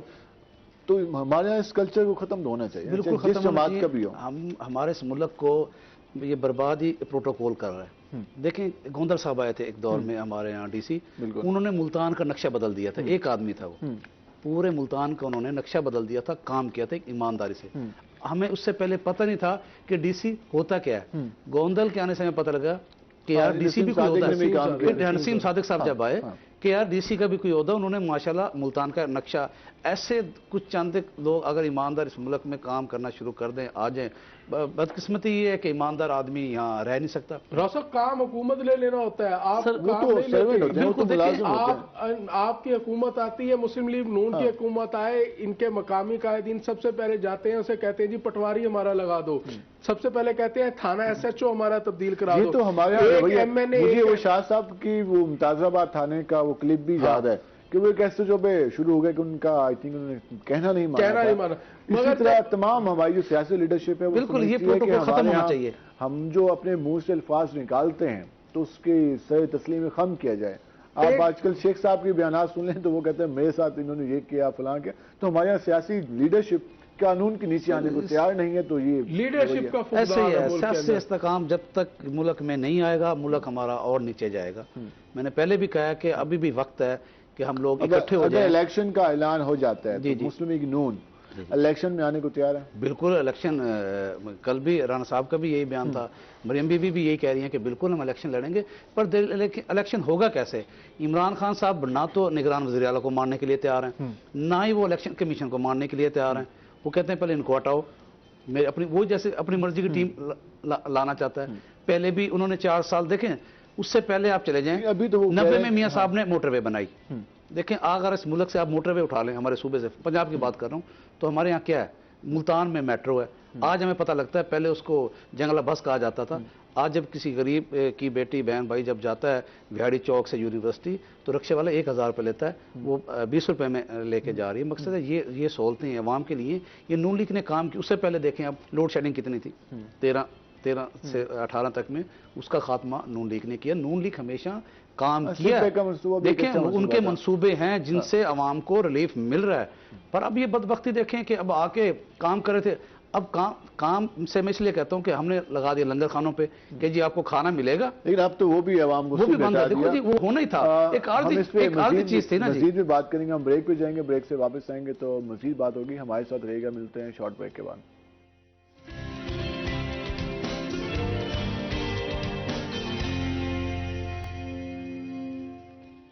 वेलकम बैक नाज़रीन। जिस तरह हम बात करें मौजूदा सूरत हाल के हवाले से, आपने ब्रेक से पहले भी गुफ्तगू जानी कि आज हम बात करें जो महंगाई इतनी ज़्यादा हो गई है, तो इस पर हमने तफसीलन गुफ्तगू की। हम दोबारा आएंगे, रहनुमा पाकिस्तान मुस्लिम लीग नून हमारे साथ मौजूद हैं, रऊफ मुस्तकीम। रऊफ साहब, जिस तरह के हालात हैं, तो इलेक्शन के हवाले से हम बात कर रहे थे, الیکشن کا موقع مل جائے آنے کا تو ملتان کی صرف بات کر لیں تو ملتان میں اب کیسا رسپانس مل رہا ہے کہ کارکنان تیار ہیں, مقابلہ کر پائیں گے, سیٹیں نکال پائیں گے پاکستان مسلم لیگ نون؟ دیکھیں جی, جو حقائق ہیں, پچھلی دفعہ بھی جو نون لیگ ملتان سے ہاری وہ نون لیگ نہیں ہاری تھی. ہمارے یہاں کے جو لیڈران ہیں, MPs, M N A, ان کے آپس میں جو باہمی اختلاف ہیں, گروپ بنائے ہوئے ہیں, چودھری سبان کا اپنا گروپ, شیخ برادر کا اپنا گروپ, برانو کا اپنا گروپ, ہاشمی صاحب کا اپنا گروپ, تو اس وجہ سے نون لیگ, ورنہ تو نون لیگ ہمیشہ ملتان سے جیتی ہے. لیکن ہم نے پی پی 217 میں دیکھا سارے گروپ اکٹھے تھے پھر بھی ہار گئے. اچھا اب دیکھیں, اب ضمنی الیکشن ہم نے 157 میں لڑا ہے, نون لیگ کی وجہ سے موسیٰ گیلانی صاحب نے سیٹ نکالی ہے, شاہ موسیٰ صاحب کی بیٹی کو ہروایا ہم نے. پیپل پارٹی نے جیتے جی بالکل, وہ نشان انہی کا تھا, تیر کے نشان پہ تھا, پر اس میں ساری ایفرٹ ملک عبدالغفار ڈوگر صاحب کی تھی, رانا اقبال سرا صاحب کی تھی, ہماری پوری ٹیم تھی اس کے ساتھ, ہم لگے ہیں, وہ نکلے ہیں. ابھی دیکھیں شاہ صاحب ہیں, اب پارٹی کے وائس چیئرمین ہیں. اب زین کے بارے میں ان کی پارٹی کا چیئرمین کیا کہہ رہا ہے کہ جی ان کی وہ سی کلاس بھی ریلی نہیں ہے, دوبارہ کرنا پڑے گا ٹکٹ کے لیے. تو بات یہ مروسی سیاست بھی یہاں چل رہی ہے. تو ہمیں جو لاس ہوتا ہے وہ ہمیشہ ورکر کو نظر انداز کر دیا جاتا ہے, اور جو ہمارے یہ لیڈران ہیں یہ جا کے قیادت کو ملتے ہیں. جو دیکھو ہماری قیادت میں بھی جو خامی ہیں وہ جو کہتے ہیں وہ ہو جاتا ہے. اگر ہم ایک ہو جائیں, ہم کلین سویپ کریں گے ملتان سے انشاءاللہ. تو کب ہوں گے؟ لگتا ہے کہ ہو جائیں گے سر ان حالات میں, میری جو ذاتی رائے, ان حالات میں الیکشن ہونے بھی نہیں چاہیے. وہاں سے آپ کہتے ہیں کہ سیاسی استحکام آنا چاہیے, آنا چاہیے, کیسے؟ سب سے پہلے دیکھیں ہمیں الیکشن کمیشن پہ اعتماد کرنا چاہیے, اپنی عدالتوں پہ اعتماد کرنا چاہیے. جب تک وہ ہمیں بتائیں کسی فارم پہ, دیکھیں ہمارا آئین ہے, ایک شک ہمیں کہہ دیتی ہے جی 90 دن کے اندر اندر, اسی آئین میں اسی میں ایک اور شک آ جاتی ہے کہ نہیں جی آپ ایسے کر لیں. یہ ہمارے آئین میں بھی جو ایسے ہم کر لیں گے فرض کیا تو پھر وہی سیاسی عدم استحکام ہی چلتا رہے گا. جی وہی چلتا رہے گا, کہے گی کہ بھائی یہ تو ہم مانتے نہیں, تو پھر وہی سڑکوں پہ احتجاج ہوں گے. اس لیے میں نے کہا کہ جب تک یہ ایک پلیٹ فارم پہ اکٹھے نہیں ہوتے, تمام سیاسی رہنما پلیٹ فارم پہ اکٹھے ہو کے اس کے ایک لائے عمل نکالیں, تبھی ہمارا ملک بچے گا, ورنہ تو ملک ہمارا ڈیفالٹ ہوتا جا رہا ہے. تو اس میں دو لوگ ہی بچیں گے, یہ امیر تر یا غریب تر, مڈل مین ختم ہو جائے گا اس کے اندر. جو مڈل کلاس ہے وہ تو بیچاری مشکل میں ہے, کیونکہ عام آدمی اس وقت سوچتا ہے کہ وہ صبح کس طرح مینج کرے گا حالات اپنے. وہ صبح مزدوری پہ بھی جاتا ہے, محنت بھی کرتا ہے, جاب کے لیے جاتا ہے. اب اس کی سیلری پہلے جو 15 سے 20 دن مشکل سے چلتی تھی, اب وہ 10 دن پہ آ گئی. اب 20 دن اس کے جو گیپ ہے وہ پتہ نہیں کیسے فیل کرتا ہے. ہمارے ساتھ ہمارے کالر موجود ہیں پشاور سے, عمر. السلام علیکم عمر. السلام علیکم. وعلیکم السلام. جی عمر صاحب, کیا سوال پوچھنا چاہیں گے آپ, اور کیسے ہیں آپ؟ آپ ٹھیک ہیں؟ اللہ کا شکر الحمدللہ. بس بات کرنی ہے آپ سے کہ حکومت جو آیا ہے. جی آواز آ رہی ہے آپ کی. آواز آ رہی ہے؟ جی آ رہی ہے, بولیں آپ. یہ اپنی جیبیں بھریں گے پہلے یا ہماری کچھ کامیں کریں گے؟ ابھی بہت مہنگائی ہو رہی ہے, ملک کا حالات بہت خراب ہے. جی بالکل, آپ کا سوال آ گیا. ملک کے تمام حصوں میں یہ سوال اٹھ رہا ہے کہ حکومت یا سیاسی جماعتیں اپنی جیبیں بھریں گی یا عوام کو سوچیں گی. جنید اس سچویشن میں تو کیا ہوگا؟ اب جس سے بھی بات کریں, میں خود روزانہ شو کرتا ہوں, جب آؤٹ شو کرنے جاتا ہوں تو عوام کا یہی سوال ہوتا ہے, وہ یہی پوچھتی ہے کہ بھائی ہمارے نمائندے, ہمارے حکمران صرف یہ کام کریں, چاہے وہ جس جماعت سے بھی ہیں, صرف ایک جماعت کی فیور نہیں کریں, ہر جماعت کے بارے میں یہی خیالات آ رہے ہیں آج کل. بلال, جیب میں بھرنے والا دور چلا گیا. بہت سی چیزیں اب سوئس اکاؤنٹ ہیں, اب دبئی کے اندر پلازے ہیں, بہت کچھ ہے. حکومت بھر رہی ہے, انجوائے کر رہی ہے. دیکھیں نا, مسلم لیگ نون کی پی ڈی ایم کی حکومت آئی, عوام کا کوئی خیال نہیں, وہ اپنے آپ کے اپنے کیسز کلیئر کروا رہے ہیں, day by day cases clear کروا رہے ہیں, اپنے آپ کو کلیئر کر رہے ہیں. جو ان کے اثاثے جو ضبط ہو گئے تھے وہ واپس ریکور کرا رہے ہیں. عوام کا کیا پرواہ ہے؟ خیر ہے عوام کی 300, یہ عوام 300 روپے لیٹر بھی پیٹرول لے گی. یہ عوام ابھی بھی تو جی رہی ہے نا کسی نہ کسی طریقے سے, یا آگے بھی جیتی رہے گی. مگر نقصان ملک کا ہو رہا ہے. مطلب پہلے یہ غریب مکاؤ پلان پر چلتے تھے, اب یہ ملک مکاؤ پلان پر آ گئے. بدقسمتی ہے, یہ بدقسمتی ہے. الفاظ ادا کرتے ہوئے ہمیں مطلب آپ فیل ہوتا ہے کہ آپ اور میں, حالات میں ہاں صرف ایک چیز ہے, آپ اور میں اپنے اثاثے دیکھ لیں کہ ہمارے 5 سالوں میں اثاثے کتنے بڑے ہیں اور کتنے کم ہوئے ہیں. اول تو پہلے تھے ہی نہیں, جو تھوڑا بہت تھا وہ بھی نیچے آ رہا ہے. مطلب اب اپنے حکمرانوں کے ان کے اثاثے دیکھ لیں کہ آیا نواز شریف فیملی کے کتنے اثاثوں میں کمی آئی, زرداری فیملی کی کتنے اثاثوں میں کمی آئی, इमरान खान के एहसासों में कमी आई, क्या आया? शाह महमूद कुरैशी का बुज़दार ताल्लुक साहब रहे मुल्तान यहाँ से पर, है, चौधरी शाह साहब महमूद रहे। कुरैशी के एहसासों में कितनी कमी आई? उस्मान बुज़दार साहब के एहसासों में कितना इजाफा हुआ? आप इसी से अंदाजा लगा लें, सब पता लग जाएगा कि ये मुल्क के कितने पीटीआई खैर की का है। जेल भरो तहरीक मुख्तसर बताइएगा कि क्या लगता है कामयाब हो पाएगी?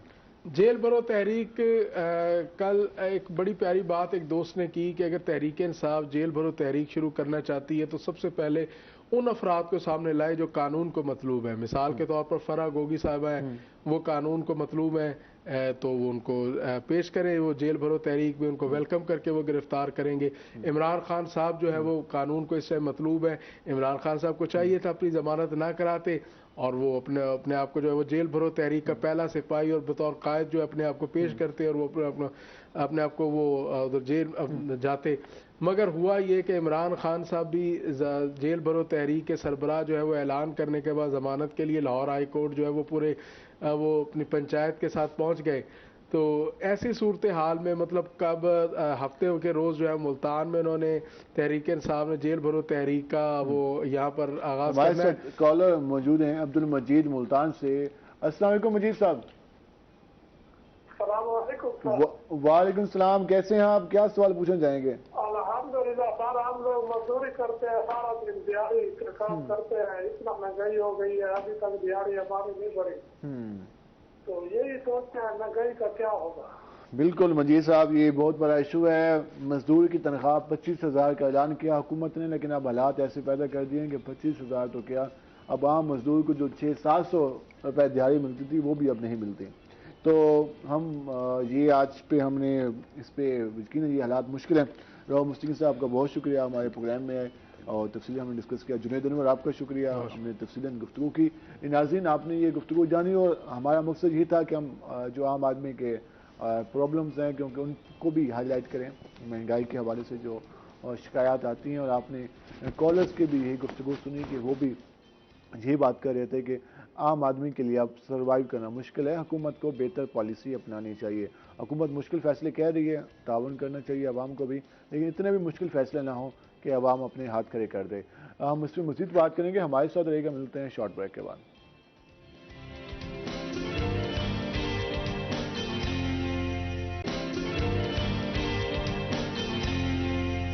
वेलकम बैक नाज़रीन। जिस तरह हमने आपको बताया था कि जब ब्रेक से वापस आएंगे तो हमारे साथ हमारे नए मेहमान भी मौजूद होंगे। हमने पहले सेगमेंट में तो सियासत पे ज़्यादा बातें की और डिस्कस भी किया कि जो इस मुल्क की हालात हैं, ये सारे मामला तो चलते रहेंगे, लेकिन उसके साथ साथ हम देखते हैं कि हमारी सेहत भी सबसे अहम है और सेहत के लिए खेल सबसे ज़्यादा लाजमी होते हैं। अगर आप फिट रहना चाहते हैं, अपनी मेंटल हेल्थ को बेहतर रखना चाहते हैं तो खेलों में ज़्यादा पार्टिसिपेट करना चाहिए। हमारे नौजवान, हमारे बच्चे, हम उनको किस तरह से खेलों में लेके आ सकते हैं, इस हवाले से भी ये बात करेंगे। और अदब का हमारी ज़िंदगी में काफ़ी ज़्यादा अहम किरदार है। आजकल हम देख रहे हैं कि हमारे यहाँ अदबी कामों पे उस तरह से काम नहीं हो रहा। हमारे यहाँ जो गुफ्तगू होती है उसका मियार उस तरह से नहीं रहा जिस तरह से हम पहले देखते थे। अब हम अपने दानिश्वरों की भी ऐसी गुफ्तगू देखते हैं कि सुनते हुए भी बंदे को एहसास होता है कि क्या हमारे पास अल्फाज ख़त्म हो गए हैं, खूबसूरत अल्फाज अब कहाँ चले गए हैं। तनकीद भी अब तनकीद करते हुए हम ऐसी लैंग्वेज का इस्तेमाल कर होते हैं और ये हमारे यहाँ जो अहम तबका मौजूद है उनकी तरफ से भी इस तरह के अल्फाज का चुनाव किया जाता है कि आम आदमी वो सुनकर भी शर्मिंदगी फील करता है कि यार किस तरह की गुफ्तगू हो रही है। तो हम ये जो सारा कुछ चल रहा है इस पर भी हम बात करेंगे। हम आपको ज़रा अपने मेहमानों से तारुफ करा दें। पहली मेहमान हमारे साथ नन्ही सी बच्ची मौजूद हैं। देखने में तो छोटी सी बच्ची नजर आई हैं, लेकिन उन्होंने पंजाब लेवल पर, डिस्ट्रिक्ट लेवल पर कई मेडल जीते हैं मार्शल आर्ट में और काफ़ी ज़्यादा मुतहरिक हैं। और हमारी भी दुआ है कि अल्लाह करे वो आगे जाकर मुल्क को उनका नाम रोशन करें। हमारे साथ मौजूद हैं सुकैना ज़हरा। सुकैना कैसी हैं आप? ठीक। इतने सारे मेडल आपने पहने हुए हैं, सारे जीत लिए? यस, शाबाश। और अल्लाह करे आगे भी इसी तरह वो मुकाबले विन करती रही। और ये सब बच्चों के लिए एक खूबसूरत मिसाल है कि जो हमारे बच्चे हैं हम उनको स्पोर्ट्स की तरफ लेके आएँ, तालीम में भी अपना नाम लेके आएँ, उसके अलावा खेलों में भी वो अपना नाम मनवाएं और अपने जो मुकाबले होते हैं उनमें बेहतर तौर पर परफॉर्म कर सकें। जब हम बच्चों को स्पोर्ट्स में लेके आएंगे तभी वो परफॉर्म कर सकेंगे।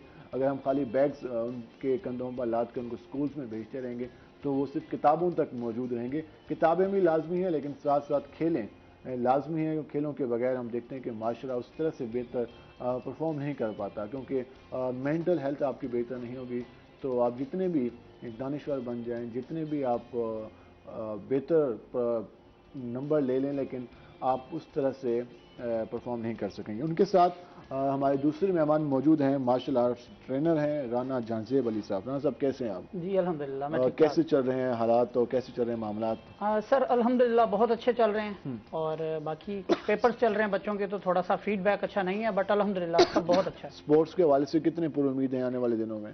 سر اسپورٹس کے حوالے سے ہماری تو پوری کوشش ہے کہ اللہ پاک کرے ہمارا ملک اور ہم لوگ جس طرح سے ورک کر رہے ہیں ہم ٹاپ آف دا ون پہ جائیں انشاءاللہ. اور ہم سب کو کافی اچھا لگتا ہے کہ جب ہم دیکھتے ہیں کہ ہمارے ملک کا قومی پرچم جب باقی ممالک میں لہرا رہا ہوتا ہے, اور جب ہمارے نوجوان میڈل جیت رہے ہوتے ہیں, مقابلے جیتتے ہیں, تو پوری قوم کا سر فخر سے بلند ہو جاتا ہے. ایک چھوٹی سی ایگزامپل ہے کہ جب بھی ہمارا کوئی کھلاڑی اچھا پرفارم کرتا ہے, حالانکہ پہلے لوگ اسے نہیں جانتے ہوتے, نہ تو ان کا کوئی ریلیٹیو ہوتا ہے, نہ تو ان کے علاقے کا ہوتا ہے, لیکن پوری قوم اس کا ساتھ دے رہی ہوتی ہے اور خوش ہو رہی ہوتی ہے جب بھی وہ اچھا پرفارم کرے, چاہے وہ کرکٹ کے میدان میں ہو, چاہے وہ بیڈمنٹن ہو, چاہے وہ کبڈی کا پلیئر ہو. اگر آپ ہمارے دیہاتوں میں جائیں تو ہمارے جو کبڈی کے پلیئرز ہیں ان کو اتنی زیادہ محبت دکھائی جاتی ہے کہ لوگ ان کا وحیانہ استقبال کر ہوتے ہیں. اسی طرح مارشل آرٹس میں اور باقی گیمز میں بھی لوگ کافی زیادہ کھلاڑیوں کو پسند کرتے ہیں. حکومتی لیول پر بھی اس پہ کام ہونے کی ضرورت ہے. ان کے ساتھ ہمارے دوسرے مہمان موجود ہیں.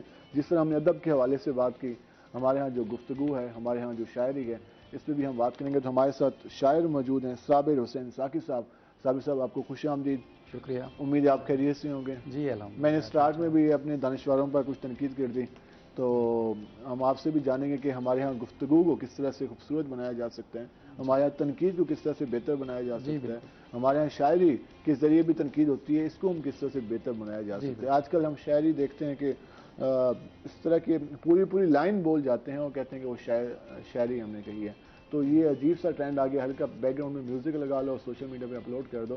تو یہ جو ٹرینڈ آیا تھا اس نے کس حد تک متاثر کیا, اس پہ بھی گفتگو ہوگی. ہم سر آتے ہیں اپنے مہمانوں کی جانب, ان سے بات کرتے ہیں. سکینر سے بھی ہم گپ شپ لگائیں گے, ان سے بھی جانیں گے. پہلے ذرا سکینر سے بات کر لیں گے. سکینر کون سی کلاس میں پڑھتی ہو؟ 1 کلاس میں.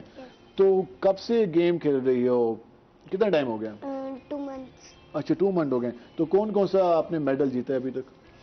میں نے ڈسٹرکٹ کی طرف سے جیتا ہے, اور ٹائیکوانڈو کی طرف سے, ووینام چیمپئن شپ کی طرف سے, اور اپنے اسکول سے بھی. جب پہلا میچ ہوا تھا, تو جب پہلا میڈل جیتا تھا تو سب سے پہلے کس نے مبارک دی تھی؟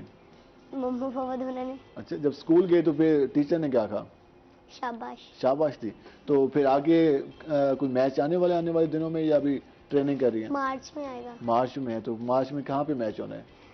یہ ابھی پتہ نہیں. ابھی یہ نہیں پتا, لیکن ابھی تیاری کر رہی ہیں. یس. کتنے بجے صبح اٹھتی ہیں آپ؟ 7 o'clock. اچھا, اس کے بعد گیم ٹریننگ کے لیے کب جاتی ہیں؟ ٹریننگ کے لیے میں آ جاتی ہوں 7 o'clock یا 8 o'clock. شام کو یا صبح؟ شام کو. تو پھر آپ ٹریننگ کرتے ہیں, اس کے بعد پھر گھر. یس. اور پھر جب پتہ چلتا ہے کہ آج ہم نے جانا ہے, آگے سامنے موجود بھی آپ جیسی بچیاں سامنے, تو پھر فائٹ کرنی پڑتی ہے, کھیلنا پڑتا ہے, تو اس کو کیسا لگ رہا ہوتا ہے؟ اچھا لگ رہا ہوتا ہے؟ اچھا لگ رہا ہوتا ہے. یہ آپ نے گفتگو جانی. ہم ذرا بات کرتے ہیں رانا جہانزیب علی صاحب سے. سب جس طرح ماشاءاللہ بچے میں کانفیڈنس بھی دیکھ رہے ہیں, ابھی یہ 1 کلاس میں 2 کلاس میں, اور اتنا ماشاءاللہ کانفیڈنس ہے. تو جو ہمارے بچے ہیں, ہمارے نوجوان ہیں, تو کھیلوں میں آنا کتنا لازمی ہے ان کے لیے؟ کیونکہ ہمارے ہاں ایک والدین کا بھی کنسیپٹ ماضی سے بنا ہے کہ ہم اس کو ایک بدقسمتی سے غیر نصابی سرگرمیاں کہا گیا, جس کی وجہ سے ایشوز آئے. تو آپ کو کیا لگتا ہے کہ یہ کتنا لازمی ہے ہمارے نوجوانوں کے لیے, ہمارے بچوں کے لیے؟ سر فرسٹ آف آل تو یہ اتنا لازمی ہے کہ جیسے اگر ہماری زندگی کے ایک دن میں 24 گھنٹے ہوتے ہیں, تو اس میں سے اگر ہم آدھا گھنٹہ اپنی باڈی کو, اپنی فٹنس کو نہیں دیتے تو ہماری وہ زندگی کا کوئی فائدہ نہیں ہے. کیونکہ ڈپریشن یا فرسٹریشن, یہ جتنے بھی بیماریاں ہیں, سب سے ان کی مین جڑ یہ ہے کہ ہم سپورٹ سے یا ہیلدی ایکٹیویٹی سے دور ہیں. جب ہم روز اگر ایٹ لیسٹ واک ہی کرتے ہیں, واک کرنا, رننگ کرنے سے بھی ہمارا ڈپریشن ختم ہوتا ہے. اور ہم بہت بہتر فیل کرتے ہیں. ڈاکٹرز بھی یہ کہتے ہیں. ہم روزانہ میں اکثر بات بھی کرتا ہوں کہ ہمارے یہاں جو پاپولیشن ہے نوجوانوں کی وہ 60 سے 64% کے درمیان ہے. جی مطلب 100 لوگ ہیں تو ان میں سے ہمارے 60% لوگ نوجوان ہیں بے شک. اور 40% لوگ ہمارے بزرگ ہوں گے. تو 60% اور ہمارے گراؤنڈ خالی نظر آتے ہیں. ہمارے پارکوں میں اس طرح رش نہیں ہوتا, کھیلوں کے مواقع نہیں ہوتے. تو ہونا تو یہ چاہیے کہ انقلابی سرگرمیاں ہونی چاہیے تھی, پوری حکومت کا فوکس ہونا چاہیے کہ نوجوانوں کو نکال کے باہر لائیں, لیکن نہیں ہے ایسا. تو کیا لگتا ہے کہ آنے والے دنوں میں ہمیں اس پہ کتنا کام کرنا چاہیے تاکہ مزید نوجوان آئیں اس پہ؟ سر سب سے مین پوائنٹ یہی ہے کہ ہمارے جو والدین ہیں نا, وہ آپ کی وہ جو پہلے والی بات تھی بالکل 100% تھی کہ پیرنٹس اس چیز کو پریفر ہی نہیں کرتے. وہ کہتے ہیں اسٹڈی اور صرف اسٹڈی, شاید اسٹڈی سے ہی وہ بہت زیادہ آگے جائیں گے, بٹ ایسا نہیں ہے. بچہ جب پیپرز دیتا ہے یا وہ ڈپریشن میں ہوتا ہے تو اگر اس کو آدھا گھنٹے کے لیے آپ ہیلدی ایکٹیویٹیز میں, گراؤنڈز میں بھیجیں, مارشل آرٹس کے لیے بھیجیں, کیونکہ یہ ایکسرسائزز ہیں بیسک, اس میں ایکسرسائز اور سیلف ڈیفینس سکھایا جاتا ہے جو مین فوکس ہوتا ہے سیلف ڈیفینس پہ. تو کافی پیرنٹس ایسے ہیں جو اس چیز کو پسند نہیں کرتے. حالانکہ ہم اپنے بچوں کو ٹیوشن بھیجے ہوتے ہیں, وہاں فیسز ہو رہی ہوتی ہیں, ہوم ٹیوٹر رکھ لیتے ہیں, وہاں بھی فیس دے رہے ہوتے ہیں, لیکن ہم گیم کے لیے زیادہ نہیں وہاں پر نہیں کرتے. ہم کہتے ہیں یہ ایکسٹرا ایکٹیویٹیز ہیں, بٹ یہ ایکسٹرا نہیں ہے. اگر ہم سوچیں کہ ہمارے جتنے بھی آپ دیکھ لیں فارنر کنٹریز ہیں یا چائنیز, جاپنیز, وہ پریفر کرتے ہیں ایکسرسائز کو. وہاں تو اتنی ساری گیمز ہیں, بدقسمتی سے ہمارے یہاں ایک ہی گیم پر زیادہ فوکس کیا جاتا ہے, حالانکہ اتنی ساری دنیا جہاں میں وہ اتنے میڈل جیتتے ہیں کہ ہمارے یہاں تو کنسیپٹ نہیں ہے. بدقسمتی ہماری یہی ہے نا کہ ہمارے یہاں سپورٹس کو اتنا فروغ نہیں دیا جاتا, حالانکہ ہمارے پاس جتنا ٹیلنٹ ہے اور جتنا اسپرٹ ہے پورے ورلڈ میں کسی کے پاس نہیں ہے, بٹ ہماری بدقسمتی صرف یہی ہے. جی جگہ پہ اس کو یوٹیلائز نہیں کرتے سر. یہاں پہ اتنی اچھی پلیس ہیں, اتنی اچھی جگہ ہیں, لیکن ہم اس کو یوٹیلائز نہیں کرتے کیونکہ ہمارا فوکس صرف اور صرف جنٹل مین گیم کرکٹ پر ہے کہ وہ ایک جنٹل مین گیم ہے, باقی سب فضول ہے. تو یہی ہماری سب سے بڑی بدقسمتی ہے. اس حوالے سے کافی زیادہ پرابلمس بھی ہیں. سابقہ حکومت نے اعلان کیا تھا کہ ہم ہر تحصیل میں, ہر ڈسٹرکٹ میں گراؤنڈز بنائیں گے, لیکن اس پر بھی وعدہ پورا نہیں ہوا. ہماری تمام سیاسی جماعتیں دعوے کرتی ہیں, وعدے کرتی ہیں, لیکن امپلیمنٹ کچھ نہیں ہوتا. اس کی وجہ سے اس کو فیس جو کر رہے ہیں وہ ہمارے لوگ کر رہے ہیں. اگر ہمارا معاشرہ پازیٹیو رول کس طرح سے ہمارے لوگ ادا کر سکتے ہیں؟ اب جب ہم ان کو پلیٹ فارم ہی نہیں دے رہے, جب ہم ان کو کھیلنا سکھا ہی نہیں رہے, جب ان کو ہم کمروں سے نکال کر گراؤنڈ میں لے کے نہیں آ رہے, تو پھر سوشل میڈیا پہ وہی جس قسم کی گفتگو ہوتی ہے پھر وہی رہے گی. جب وہ آئیں گے, پرفارم کریں گے, کھیلیں گے تو پازیٹیو سوچیں گے, بہتر سوچیں گے اور کوئی بہتر مشورہ بھی دیں گے. اگر نہیں کریں گے, اپنے ساتھ دن اپنے کمرے میں بیٹھے رہیں گے یا گیمز کھیلتے رہیں گے موبائلز پر, تو پھر ان کا دماغ بھی ایسے ہی کام کرے گا. ہم ذرا آتے ہیں اپنے دوسرے مہمان کی طرف, صابر حسین ساقی صاحب کے بعد. صابر صاحب, آج کل ہم دیکھ رہے ہیں, آپ بھی ماشاءاللہ نوجوان ہی ہیں, تو ہم دیکھتے ہیں کہ ہمارے ہاں جو گفتگو ہے اس کا, اب جب بھی گفتگو ہوتی ہے تو اس میں تنقید برائے تنقید زیادہ ہوتی ہے, اور تنقید میں بھی ایسے الفاظ کا چناؤ ہوتا ہے کہ سننے والا کہتا ہے کہ اللہ کی امان. تو اس کو ہم کس طرح سے بہتر بنا سکتے ہیں؟ ہمارے ہاں کیا کتاب سے ہمارا رشتہ ختم ہو گیا؟ دیکھیں, ہمارے یہ معاشرے کا المیہ ہے کہ اس وقت کتاب اور کتاب بینی دونوں شدید خطرے میں ہیں. ابھی آپ ایک بات کر رہے تھے کہ حکومتی سطح پر بھی جس طرح سے سپورٹس کے شعبہ کو نظر انداز کیا گیا ہے, اسی طرح ادب کے شعبہ کو تو بہت زیادہ نظر انداز کیا گیا. تو حکومتی غیر سرپرستی کی وجہ سے اور کچھ ہماری جو عدم دلچسپی کا کہہ سکتے ہیں, دلچسپی کا فقدان, اس وجہ سے کتاب اور کتاب بینی دونوں آلموسٹ ختم ہو گئے. رہی صحیح کسر ہمارے معاشرے میں سوشل میڈیا نے پوری کر دی کہ ہمارے نوجوان یا جتنے بھی ہمارے معاشرے کے افراد ہیں وہ زیادہ لنکڈ ہو گئے ان سوشل ایکٹیویٹیز میں. تو جب تک کتاب سے ہمارا تعلق تھا اس وقت معاشرہ, زمانہ اور تاریخ ہماری مثالیں موجود ہیں, اس میں زیادہ گفتگو کی میرے خیال ہے میری ضرورت بھی نہیں ہے. تو جب تک ہم کتاب کے ساتھ جڑے رہے, لوگوں نے ہماری تواریخ لکھی ہیں. جب ہم کتاب سے دور ہو گئے ہیں تو دنیا ہمارا حشر دیکھ رہی ہے. اس وجہ سے ہم دیکھ رہے ہیں کہ اب حالات مشکل سے مشکل ہوتے جا رہے ہیں. ہمارے پاس کوئی نہ تو کوئی بہتر مشورہ ہوتا ہے, نہ کوئی بہتر بیانیہ ہوتا ہے, اور جب ہم گفتگو کرتے ہیں تو اس میں ساری چیزیں یہ عوامل, اس کی وجہ یہ کہ ہم کتاب سے دور ہو گئے. کتاب سے دور ہو گئے کیونکہ معاشرے میں عدم برداشت کا پہلو بہت زیادہ بڑھ گیا ہے.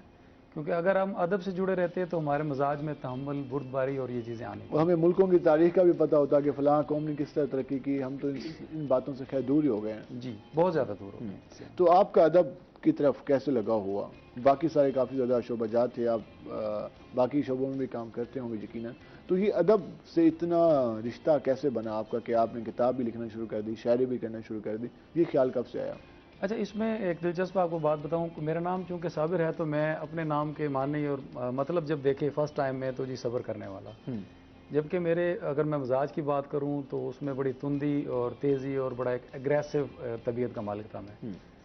تو ایک بزرگ سے میری نشست ہوئی, وہ بڑے ایک ادبی شخصیت ہیں ملتان میں, ایک نجی اخبار میں, معروف اخبار میں ان کا واسطہ بھی رہا ہے, شیخ سلیم ناز صاحب. میں نے کہا سر یہ کیا معاملہ ہے؟ تو انہوں نے بتایا کہ دیکھیں آپ صبر کرنے والے ہیں, آپ کو صبر کرنا پڑے گا. تو یہ چیز ہے. باقی رہے گی ادب کی, تو سر شاعر ہوتا نہیں ہے, بنتا نہیں ہے, شاعر ہوتا ہے. شاعر ہوتا ہے, یہ گاڈ گفٹڈ چیز ہے, خدا تعالیٰ کی طرف سے ایک عطا ہے. اور سید واصف علی واصف شاہ صاحب جس طرح فرماتے ہیں کہ آنکھ کی بصارت ایک رزق ہے, بصیرت ایک رزق ہے, دانائی ایک رزق ہے, دولت بھی ایک رزق ہے. بالکل. تو اللہ پاک انسان کو یہ رزق کی مختلف قسمیں ہیں جو عطا فرماتے ہیں. کسی کو 1 2 4 مل جاتی ہیں, کسی کو 3 مل جاتی ہیں. تو یہ مالک کی طرف سے عطا کردہ ایک. تو کتاب سے رشتہ, کتاب سے لگاؤ, بچپن سے کتابیں پڑھنے کا شوق تھا؟ کتاب کا سر یہ تھا کہ اس سے پہلے جس طرح سے ہمارے معاشرے میں ایک ٹرینڈ ہوتا ہے ناولز وغیرہ یا اس طرح کی مطالعہ کی میری عادت سنس 5th کلاس تھی. اس سے پہلے جس طرح سے بچوں کے میگزینز وغیرہ ہوتے ہیں, پہلی دوسری تیسری چوتھی جماعت سے میں کتاب اور رسائل سے جڑا ہوا تھا. دلچسپی بڑھتی گئی, ادب کا ذخیرہ بھی بڑھتا گیا. تو 6م جماعت میں مجھے فیل ہوا کہ کوئی اور صلاحیت ہے جو میرے اندر کروٹیں لے رہی ہے, تو مجھے طبع آزمائی کرنی چاہیے. تو اپنی اس کلام کی, اس دیوان کی جو پہلی غزل تھی وہ میں نے 6ٹھی جماعت میں لکھی تھی. اچھا. اور اس کے بعد یہ سلسلہ مسلسل تو اس کے بعد یہ سلسلہ چلتا رہا. ہم صابر سے ہم شاعری بھی سنیں گے اور ان سے مزید بھی باتیں کریں گے. ہم ذرا واپس آتے ہیں دوسری مہمانوں کی جانب. اور سکینہ آپ بیزی بیٹھی ہیں؟ ایزی بیٹھے. اچھا, اب بس بیٹھے ہیں. تو اسکول آج نہیں گئے؟ گئی تھی, وہاں سے پیپر دے کے آئی ہوں. اچھا, پیپر کیسا ہوا آپ کا؟ بہت زیادہ اچھا. وہ کس کا پیپر تھا؟ اسلامیات. اسلامیات. تو پھر اس میں تمام کوشچن لکھ لیے؟ یس. تو کل کون سا پیپر ہے؟ کل چھٹی ہے. کل چھٹی ہے. پرسوں؟ پرسوں انگلش. انگلش کی تیاری مکمل ہے؟ یس. ٹیچر یہ نہ کہے کہ آپ پروگرام میں چلی گئی, آپ نے تیاری نہیں کی؟ نہیں کی ہے. تیاری مکمل ہے. تو کتنی, کیا امید ہے, کتنی پوزیشن, کون سے نمبر پہ آ جائیں گے کلاس میں؟ فرسٹ میں آنا ہے. ماشاءاللہ, زبردست. تو گیم میں بھی فرسٹ آنا ہے اور کلاس میں بھی فرسٹ آنا ہے. یس. زبردست. اور ہم یہ مزید بھی بات کریں گے اور ہم اپنے سیگمنٹ کی طرف جائیں گے, آج کے بھاؤ.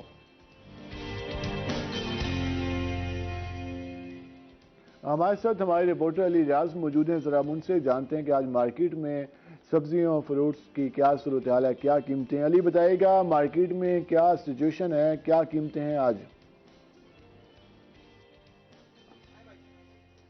جی بالکل, شہری والے ملتان میں اگر بات کی جائے پھلوں اور سبزیوں کے حوالے سے تو ملتان شہر میں سبزی پھلوں کی قیمتوں میں اتار چڑھاؤ دیکھنے میں آ رہا ہے. سب سے پہلے بات کر لیتے ہیں ملتان میں سبزیوں کے حوالے سے. تو ملتان میں لہسن ادرک قیمت میں خاصا اضافہ ہے. لہسن آج ملتان میں جو ہے 380 سے لے کر 400 روپے, جبکہ ادرک جو ہے وہ 320 سے لے کر 380 روپے فی گرام کے حساب سے فروخت ہے. ملتان میں اگر بات کریں موسمی سبزی کی تو اس کی قیمت میں کمی ہوئی ہے. موسمی سبزی سوانجنا جو ہے سستا ہو گیا. سوانجنا ملتان میں 80 سے لے کر 120 روپے فی کلو گرام کے حساب سے فروخت. اور جبکہ پیاز جو ہے اس میں اضافہ دیکھنے میں, پیاز ملتان میں جو ہے 200 سے لے کر 220 سے اور کہیں کہیں جو ہے 240 روپے فی گرام کے حساب سے فروخت ہے. ملتان میں اگر بات کریں ہم دیگر اہم سبزیوں کی تو ٹماٹر جو ہے وہ 80 روپے فی گرام کے حساب سے فروخت ہے. جبکہ ملتان میں اگر بات کریں سبز مرچ کی تو سبز مرچ جو ہے ملتان میں مہنگی, اور سبز مرچ آج ملتان میں 180 روپے فی گرام کے حساب سے فروخت ہے. ملتان میں آج موسمی سبزیوں کی بات کریں دیگر کی تو مولی گاجر شلجم جو ہے وہ سستے ہو گئے. مولی گاجر شلجم جو ہے وہ 50 سے لے کر 60 روپے فی گرام کے حساب سے فروخت ہے. ملتان میں اگر بات کریں ہم موسمی پھلوں کی تو موسمی پھل خاصے مہنگے ہیں. موسمی پھل کو پہلے ذکر کر لیتے ہیں ملتان میں اسٹرابیری کا. اسٹرابیری آج ملتان میں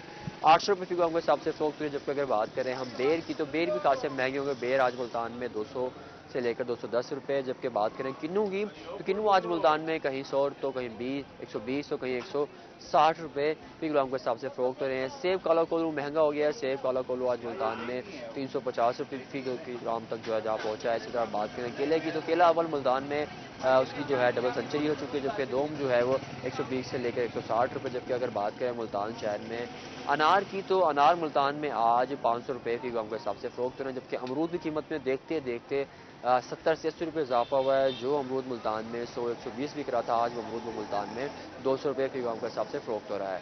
جی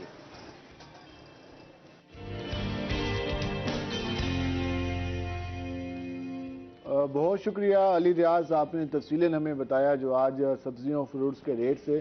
یقیناً سبزیوں کے قیمتوں میں جو موسمی سبزیاں ہیں جو کہ مقامی سبزیاں بھی جن کو کہا جاتا ہے ان کی قیمتوں میں تو کچھ کمی آئی ہے, لیکن باقی سبزیوں میں ہم اضافہ دیکھ رہے ہیں. اس کے ساتھ فروٹس اب تو مہنگے ہو گئے ہوں. کل میں مارکیٹ میں تھا تو پروگرام کر رہا تھا تو میں نے پوچھا کہ یہ فروٹ سیب آئی تھنک تھے، تو انہوں نے کہا کہ یہ تو اب آسائش رہ گئی ہے عام آدمی کے لیے، اگر وہ کھانا چاہے تو وہ آسائش بھری لائف کو انجوائے کرے گا، کیونکہ اب اتنی زیادہ چیزیں مہنگی ہو گئی ہیں کہ اب اسے ضروریات کی جو چیزیں ہیں، جس طرح آٹا ہے، جس طرح اس نے کہا چکن لینا ہے یا سبزی لینی ہے، اس پہ زیادہ اس کا فوکس ہوتا ہے، فروٹس کی طرف لوگوں کا کم رجحان ہے۔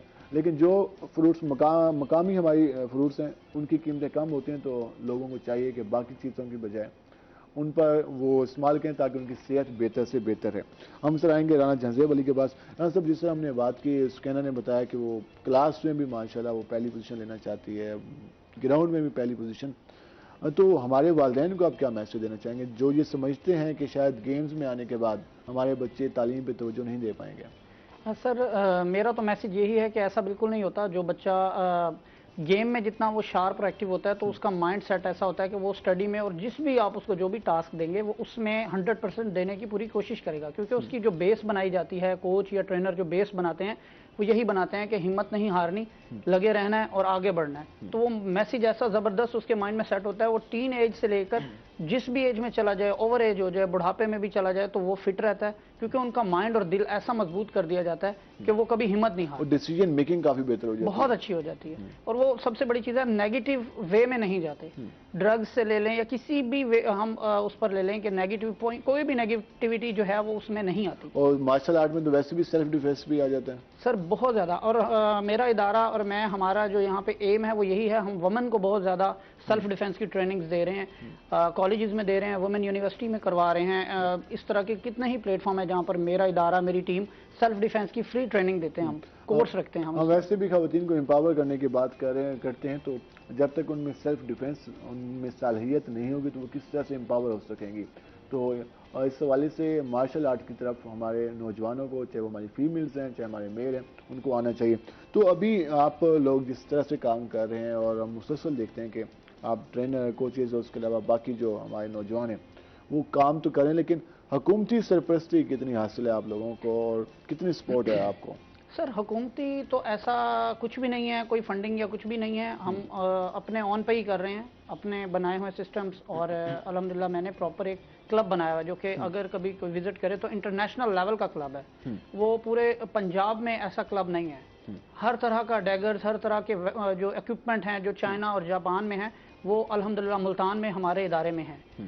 اور اس سے بڑی جو بات ہے کہ ہم نے الحمدللہ ہر ٹورنامنٹ میں ٹرافیز، میڈل اتنے ون کیے ہیں۔ ابھی ریسنٹلی میرے 3 پلیئر انٹرنیشنل لیول کھیل کے آئے ہیں، وہاں پہ 24 کنٹریز کے پلیئرز آئے ہوئے تھے، ان کی آرمی کے، ان کی پولیس کے پلیئرز تھے، کیونکہ گپ شپ ہوتی ہے پلیئر سے، کوچ کی، تو وہ بتاتے ہیں۔ تو وہاں پر ملتان سے 3 پلیئر کا جانا اور کھیلنا، یہ بڑے میرے خیال سے اعزاز کی بات ہے، اور اپنے انڈیپینڈنٹ، یعنی کہ گورنمنٹ کی طرف سے کوئی سپورٹ نہیں تھی۔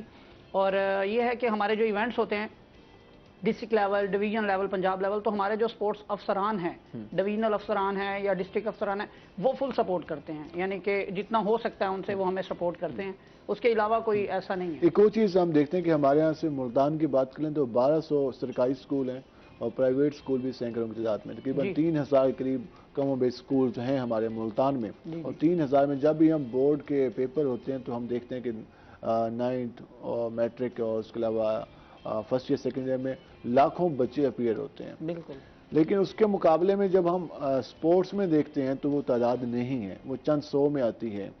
تو اس رجحان کو ایجوکیشن ڈپارٹمنٹ اور سپورٹس ڈپارٹمنٹ کس طرح سے بہتر بنا سکتا ہے؟ ٹیچر کا رول اس میں کتنا اہم ہے سپورٹس کی طرف بچوں کو لانے میں؟ سر، میں سمجھتا ہوں as a teacher, as a trainer, کیونکہ میں سکولز میں بھی ٹریننگ دیتا ہوں بچوں کو، فزیکلی ایجوکیشن کا میں ٹیچر ہوں، الحمدللہ مجھے 20 ایئرز ہو گئے اس فیلڈ میں۔ اور میں نے جہاں تک آبزرو کیا ہے وہ یہی ہے کہ ہم لوگوں کا جو یہ جو ہمارا، میں نے جب سے ہوش سنبھالا میں نے دیکھا ہمارا معاشرہ صرف اور صرف ایک چیز پر فوکس کرتا ہے کہ پڑھو، اس کے بعد تم بہت بڑے افسر بن جاؤ گے۔ وہ ایک عجیب سا پڑھو گے، لکھو گے، بنو گے نواب، کھیلو گے، کودو گے، عجیب سا بنایا گیا کنسپٹ۔ سر یہ رانگ ہے۔ میرے فادر تھے، میں بھی تو اس وقت ایک اچھے لیول کا کوچ ہوں الحمدللہ، اور ملتان کو ریپرزینٹ کر رہا ہوں، یعنی اس کے پاکستان کو ریپرزینٹ کر رہا ہوں، تو یہ اعزاز کی بات ہوتی ہے۔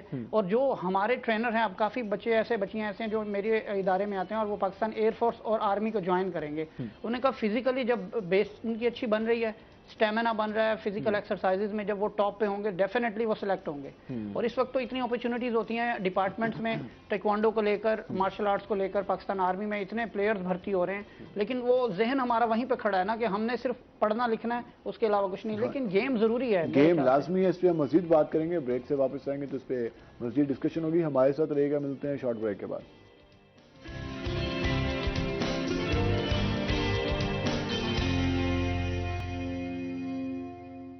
वेलकम बैक नाज़रीन। जिस तरह ब्रेक से जाने से पहले हम बात कर रहे थे, हमने मार्शल आर्ट्स के हवाले से बात की, हम किस तरह से अपने बच्चों को खेलों की तरफ लेके आ सकते हैं, खेलों में कितना ज़्यादा बेहतर मौके हैं, तो इस पर हमने तफसीलन डिस्कस किया। हम ज़रा आते हैं अपने दूसरे मेहमान की तरफ और उनसे ज़रा जानने की साबिर हुसैन साकी साहब हमारे साथ मौजूद हैं, उनसे ज़रा जानते हैं और कुछ शायरी भी सुनते हैं। साबिर, कुछ हमें शायरी अपनी सुनाना चाहेंगे जी हमारे नाज़रीन को भी? ज़रूर। अच्छा, इससे पहले हम बात कर रहे थे, वो बात दरमियान में रहेगी कि मुल्तान का अगर हम अदबी मंजरनामा देखें या ओवरऑल जो अदब का जो फुकदान हमारे माशरे में है इस वक्त, जो मैं क्योंकि मुल्तान में पला बड़ा हूँ तो ज़्यादातर वास्ता मेरा यहाँ की अदबी तंजीमों से रहा है।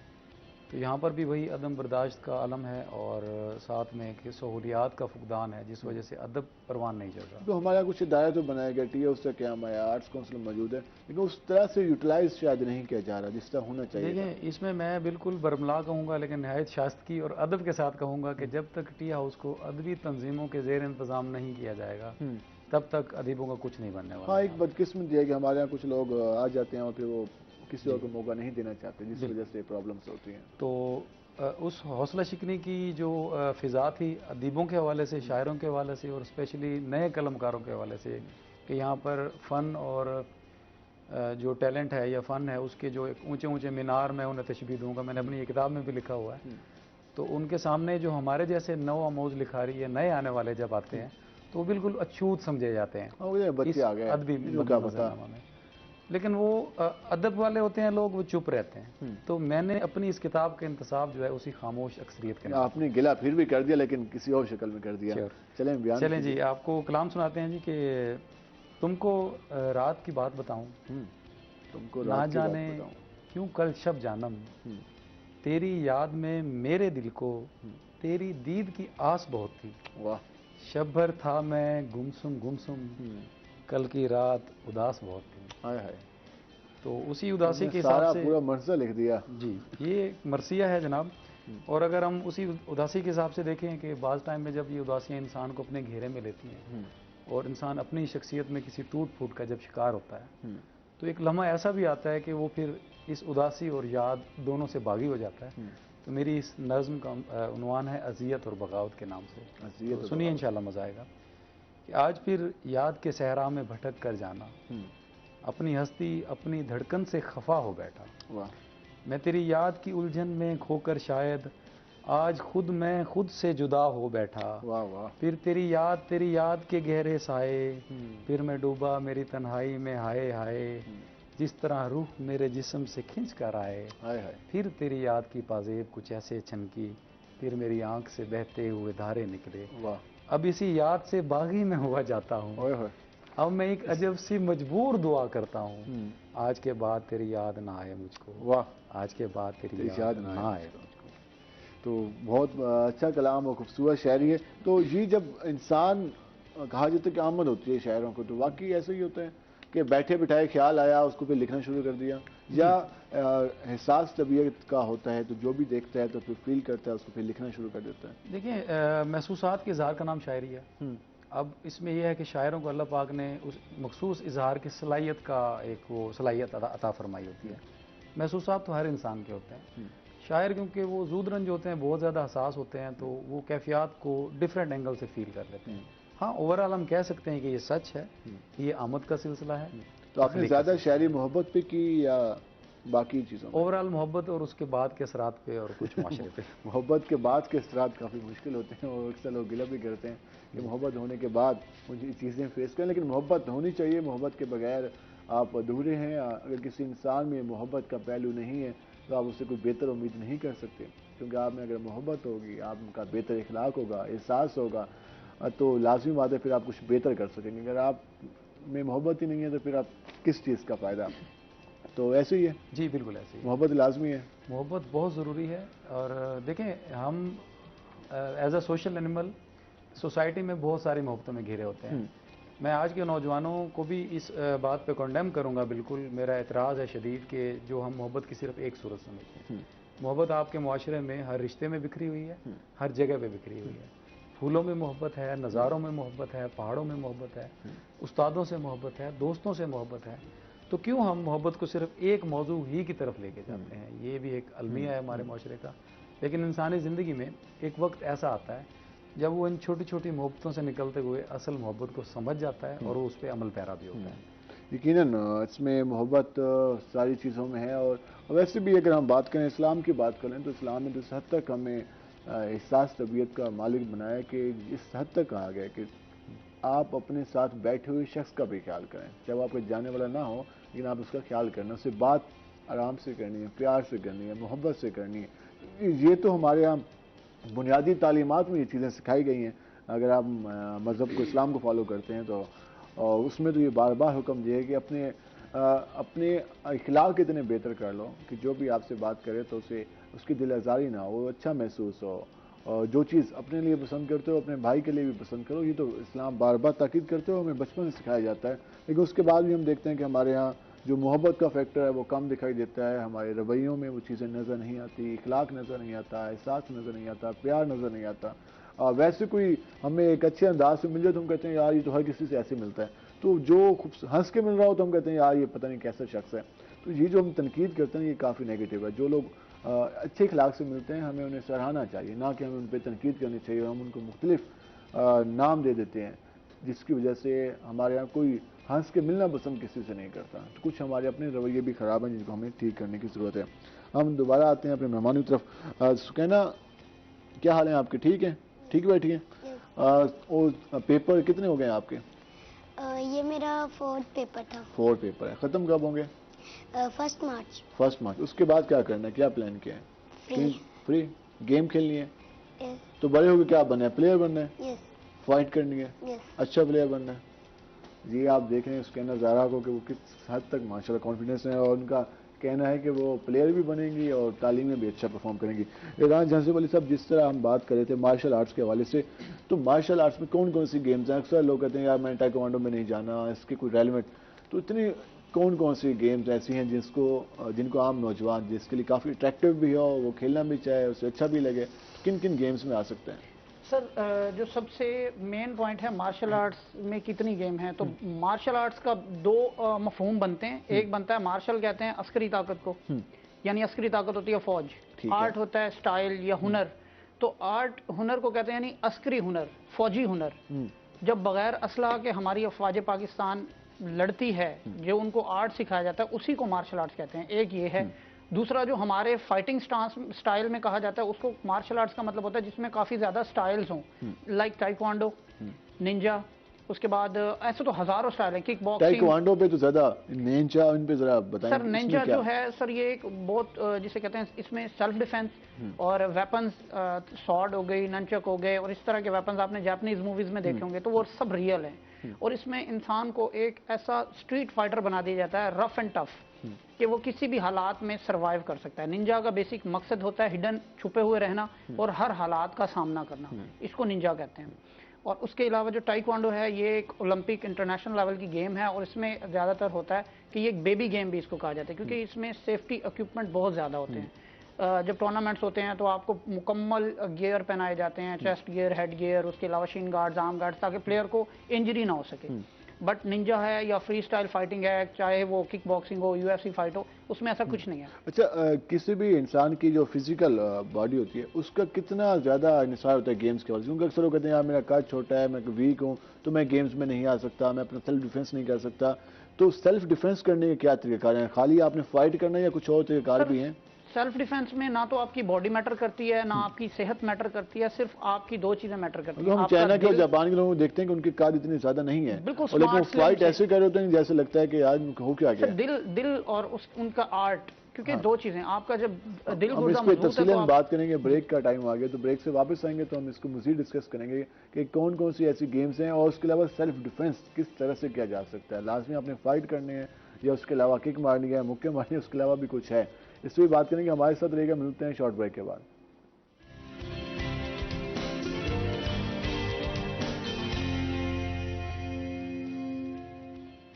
ویلکم بیک ناظرین. جس طرح ہم بات کر رہے ہیں گیمز کے حوالے سے بات کی, ادب کے حوالے سے بات کی, ہم ذرا آتے ہیں واپس اپنے مہمانوں کی جانب.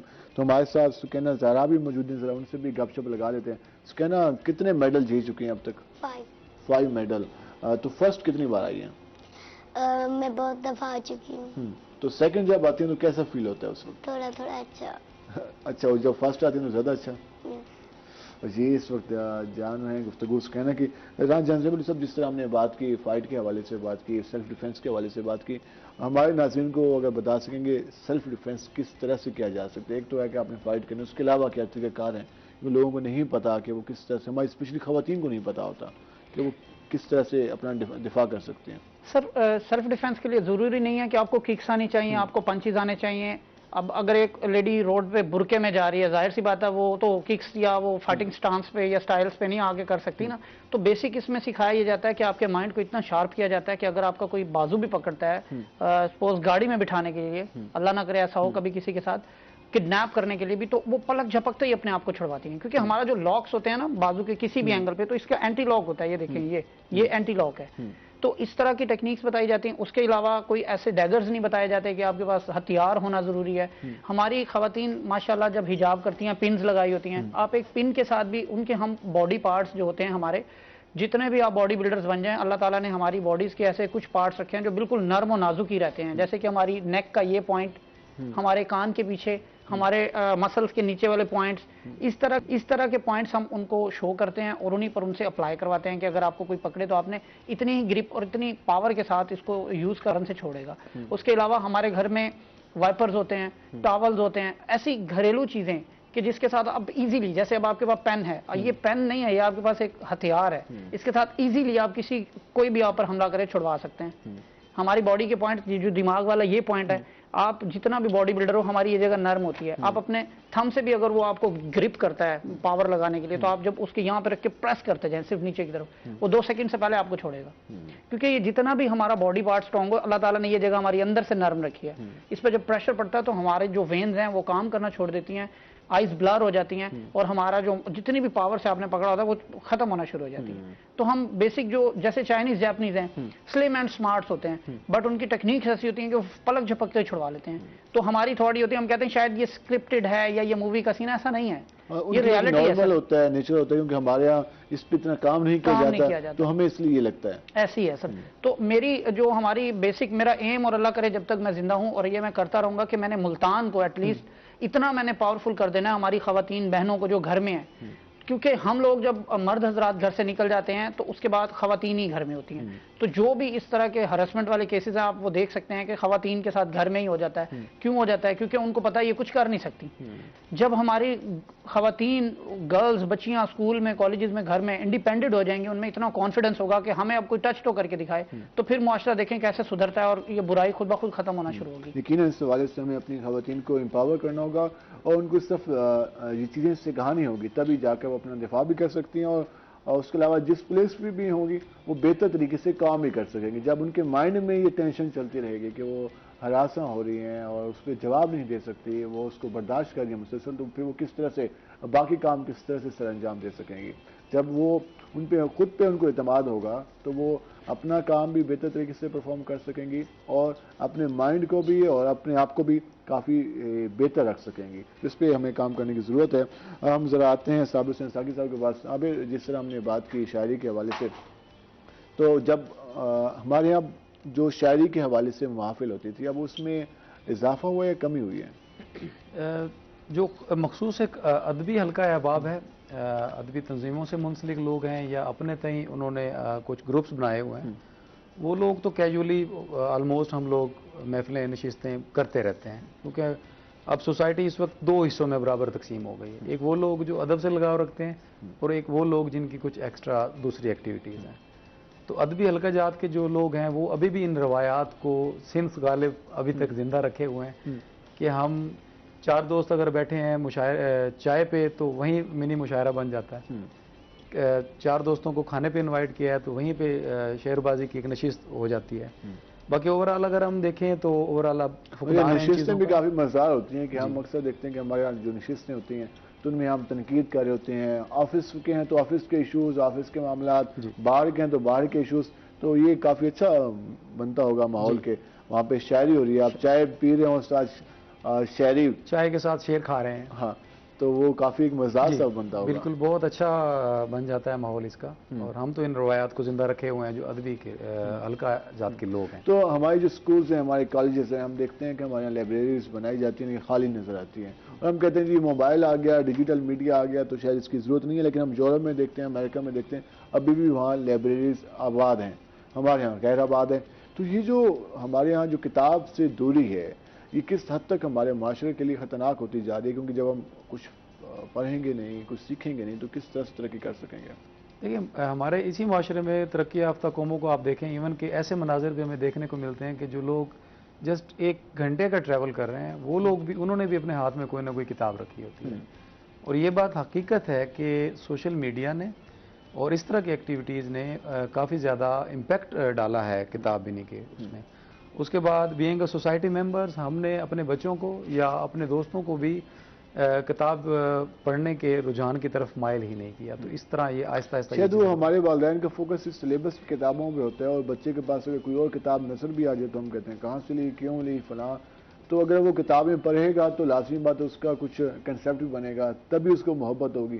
اگر وہ فزکس والی کتاب, وہ دوسری کتابیں ریڈ کرتا رہے گا, تو پھر اسے کتاب سے دوری ہونی ہے نا. اس پہ ہمارے والدین کو بھی چاہیے, ہمارے ٹیچرز کو بھی چاہیے کہ وہ بچوں کو دیگر کتابوں کی طرف بھی لے کے آئیں, اور تبھی وہ اس میں آ سکتے ہیں. شاعری کچھ اور سنا چاہیے؟ جی بالکل, نمبر گیم آپ بات کر رہے تھے, اسی بات کو کیری آن کر کے پھر شاعری کی طرف آ جاتے ہیں کہ نمبر گیم اور کمپٹیشن نے جو ہے نا, وہ ہم نصابی سرگرمیوں کو بھی محدود کر دیا ہے اور ان چیزوں کو بھی محدود کر دیا ہے. اچھا, ایک کلام آپ کو سناتا ہوں جو نوجوانوں کے لیے, ابھی آپ کچھ دیر پہلے نوجوانوں کی بات کر رہے تھے کہ دل کی دنیا میری دھڑکن میں رہا ہو جیسے. وہ میری, یہ ایک معروف شاعر ہیں, نام نہیں لوں گا ان کا, میرے لیے میرے استادوں کے جیسے ہیں. تو ان کی ایک نظم کا ایک مصرع تھا, اس کی نظمین میں نے کی ہے, وہ مصرع آگے آئے گا. دل کی دنیا میری دھڑکن میں رہا ہو جیسے, وہ میری سانس کی گردش میں بسا ہو جیسے. آئینہ دیکھوں تو نظر آتا ہے چہرہ اس کا, میرا ہر نقش اسی بت میں ڈلا ہو جیسے. وہ تصور میں میری ذات پہ ہے یوں حاوی, وہ کہ ہر پل میں میرے ساتھ رہا ہو جیسے. اور میری باتوں سے چھلکتا رہے لہجہ اس کا, کیا بات ہے, ہر ایک پل میں اس کی ہر بات میرے دل سے ادا ہو جیسے. اور مقطع دیکھیے گا کہ میری نیندیں بھی ہیں برسوں سے امانت اس کی. واہ واہ, میری نیندیں بھی ہیں برسوں سے امانت اس کی, خواب بن کر میری پلکوں پہ سجا ہو جیسے. واہ واہ, کیا خوبصورت شاعری ہے. اور یقیناً ایک شاعری خوبصورت انداز میں چیزوں کو, الفاظ کو ڈھال سکتا ہے شاعری میں. لاسٹ میں کچھ اور ایک اور بھی ہمیں اگر شاعری سنا دیں. جی ضرور, لاسٹ میں 2 سناؤں گا, میں زیادہ ٹائم نہیں لوں گا. نوجوانوں کا یہ سلسلہ ہے کہ جی سندر حور پری ہو جیسے, خواہش شوخ کلی ہو جیسے. بکھری بکھری کالی زلفیں ایک دن شام ڈھلی ہو جیسے. اجلا اجلا رنگ سفیدی تازہ برف جمی ہو جیسے.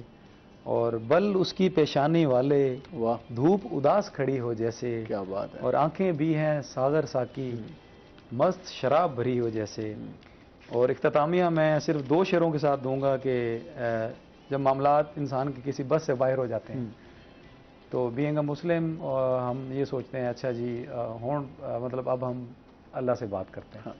تو اسی کیفیت کی منظر کشی میں نے ان 2 شعروں میں کی ہے کہ کرتا ہے مجھ سے جان چھڑانے کی کوشش, حالانکہ اس کے پاس کوئی راستہ نہیں. کرتا ہے مجھ سے جان چھڑانے کی کوشش, حالانکہ اس کے پاس کوئی راستہ نہیں. اب تو میں اس کا نام بھی رب کو بتا چکا, اب میرا اس کے ساتھ کوئی واسطہ نہیں. واہ واہ واہ, کیا خوبصورت شاعری ہے, اور آپ نے یقیناً اس کو انجوائے کیا ہوگا. ہم ذرا واپس آتے ہیں ہمیں دوسرے مہمانوں کی جانب. رانا جھانسی والی صاحب, جس طرح ہم نے بات کی ٹائیکوانڈو کے حوالے سے, مارشل آرٹس کے حوالے سے, اگر حکومتی طور پر سرپرستی مل جائے تو آپ کیا سمجھتے ہیں؟ آپ نے کہا کہ ملتان کا ہمارا ایم ہے کہ ملتان میں جو ہمارے بچے ہیں, ہمارے نوجوان ہیں, وہ کم از کم گیمز کی طرف آئیں. کس حد تک بہتری آ سکتی ہے؟ اور جو ہم ابھی اپنے گراؤنڈز کو دیکھتے ہیں, مارشل آرٹس میں ہم دیکھتے ہیں کہ لوگ پارکس میں ٹریننگ کروا رہے ہوتے ہیں, وہ بھی ایک اچھا ان کی ہمت ہے کہ وہ اس ماحول میں بھی کوشش کر رہے ہیں. تو کس طرح حکومت سپورٹ کر سکتی ہے ان گیمز کو؟ सर बिल्कुल हुकूमत कर सकती है सपोर्ट, अगर वो बाकी गेम्स को, जो मेन गेम है क्रिकेट, उसको कर सकते हैं तो डेफिनेटली बाकी गेम्स को भी उन्हें करना चाहिए भी। अगर सिर्फ PSL के सिर्फ लाइट्स पर 17 करोड़ लग सकते हैं तो बाकी गेम्स पे भी लग सकते हैं। सर देखिए ना, बाकी हमारे मुल्क का अलमिया ये प्लेयर क्यों डिसार्ट के पीछे है, क्योंकि उन्हें उसमें फ्यूचर नजर ही नहीं आता। अब एक चीज में जब फ्यूचर नजर नहीं आएगा, हर बच्चे को देखें वो कहता है जी क्रिकेट ही खेलनी है। हाँ, और इसी कुछ नहीं वजह से करना। हमारे पास टाइम अब खत्म हुआ। बहुत शुक्रिया आपका हमारे प्रोग्राम में, सिकंदर ज़रा आपका शुक्रिया हमारे प्रोग्राम में, राजा ज़ेब अली आपका शुक्रिया, आप हमारे प्रोग्राम में, साबिर हुसैन साकी साहब आपका शुक्रिया। नाज़रीन, हमने आज ये डिस्कशन करने की कोशिश की कि हमारे यहाँ जो स्पोर्ट्स हैं उनको किस तरह से फ़रोग दिया जा सकता है। हुकूमत की भी सरपरस्ती लाजमी है, उसके अलावा वालिदैन और उस्ताज़ा का भी रोल बनता है इसमें कि वो बच्चों को मोटिवेट करें, उनको गेम्स की तरफ लेके आएं ताकि हमारे जो ग्राउंड्स हैं वो आबाद रहें। उसके साथ साथ हमें अदब से भी मुंसलिक होना होगा, किताब से रिश्ता जोड़ना होगा ताकि हमारी गुफ्तगू बेहतर हो, ताकि हमारे रवैये बेहतर हो, और जो आजकल हम अदम बर्दाश्त देख रहे हैं उसमें कमी है। तो ये हम सबको करना होगा, नहीं करेंगे तो फिर माशरे का हाल हमारे सामने ही है। आज के प्रोग्राम से अपने मेज़बान बिलाल खान नियाज़ी को इजाज़त दीजिए। अल्लाह नेगेबान।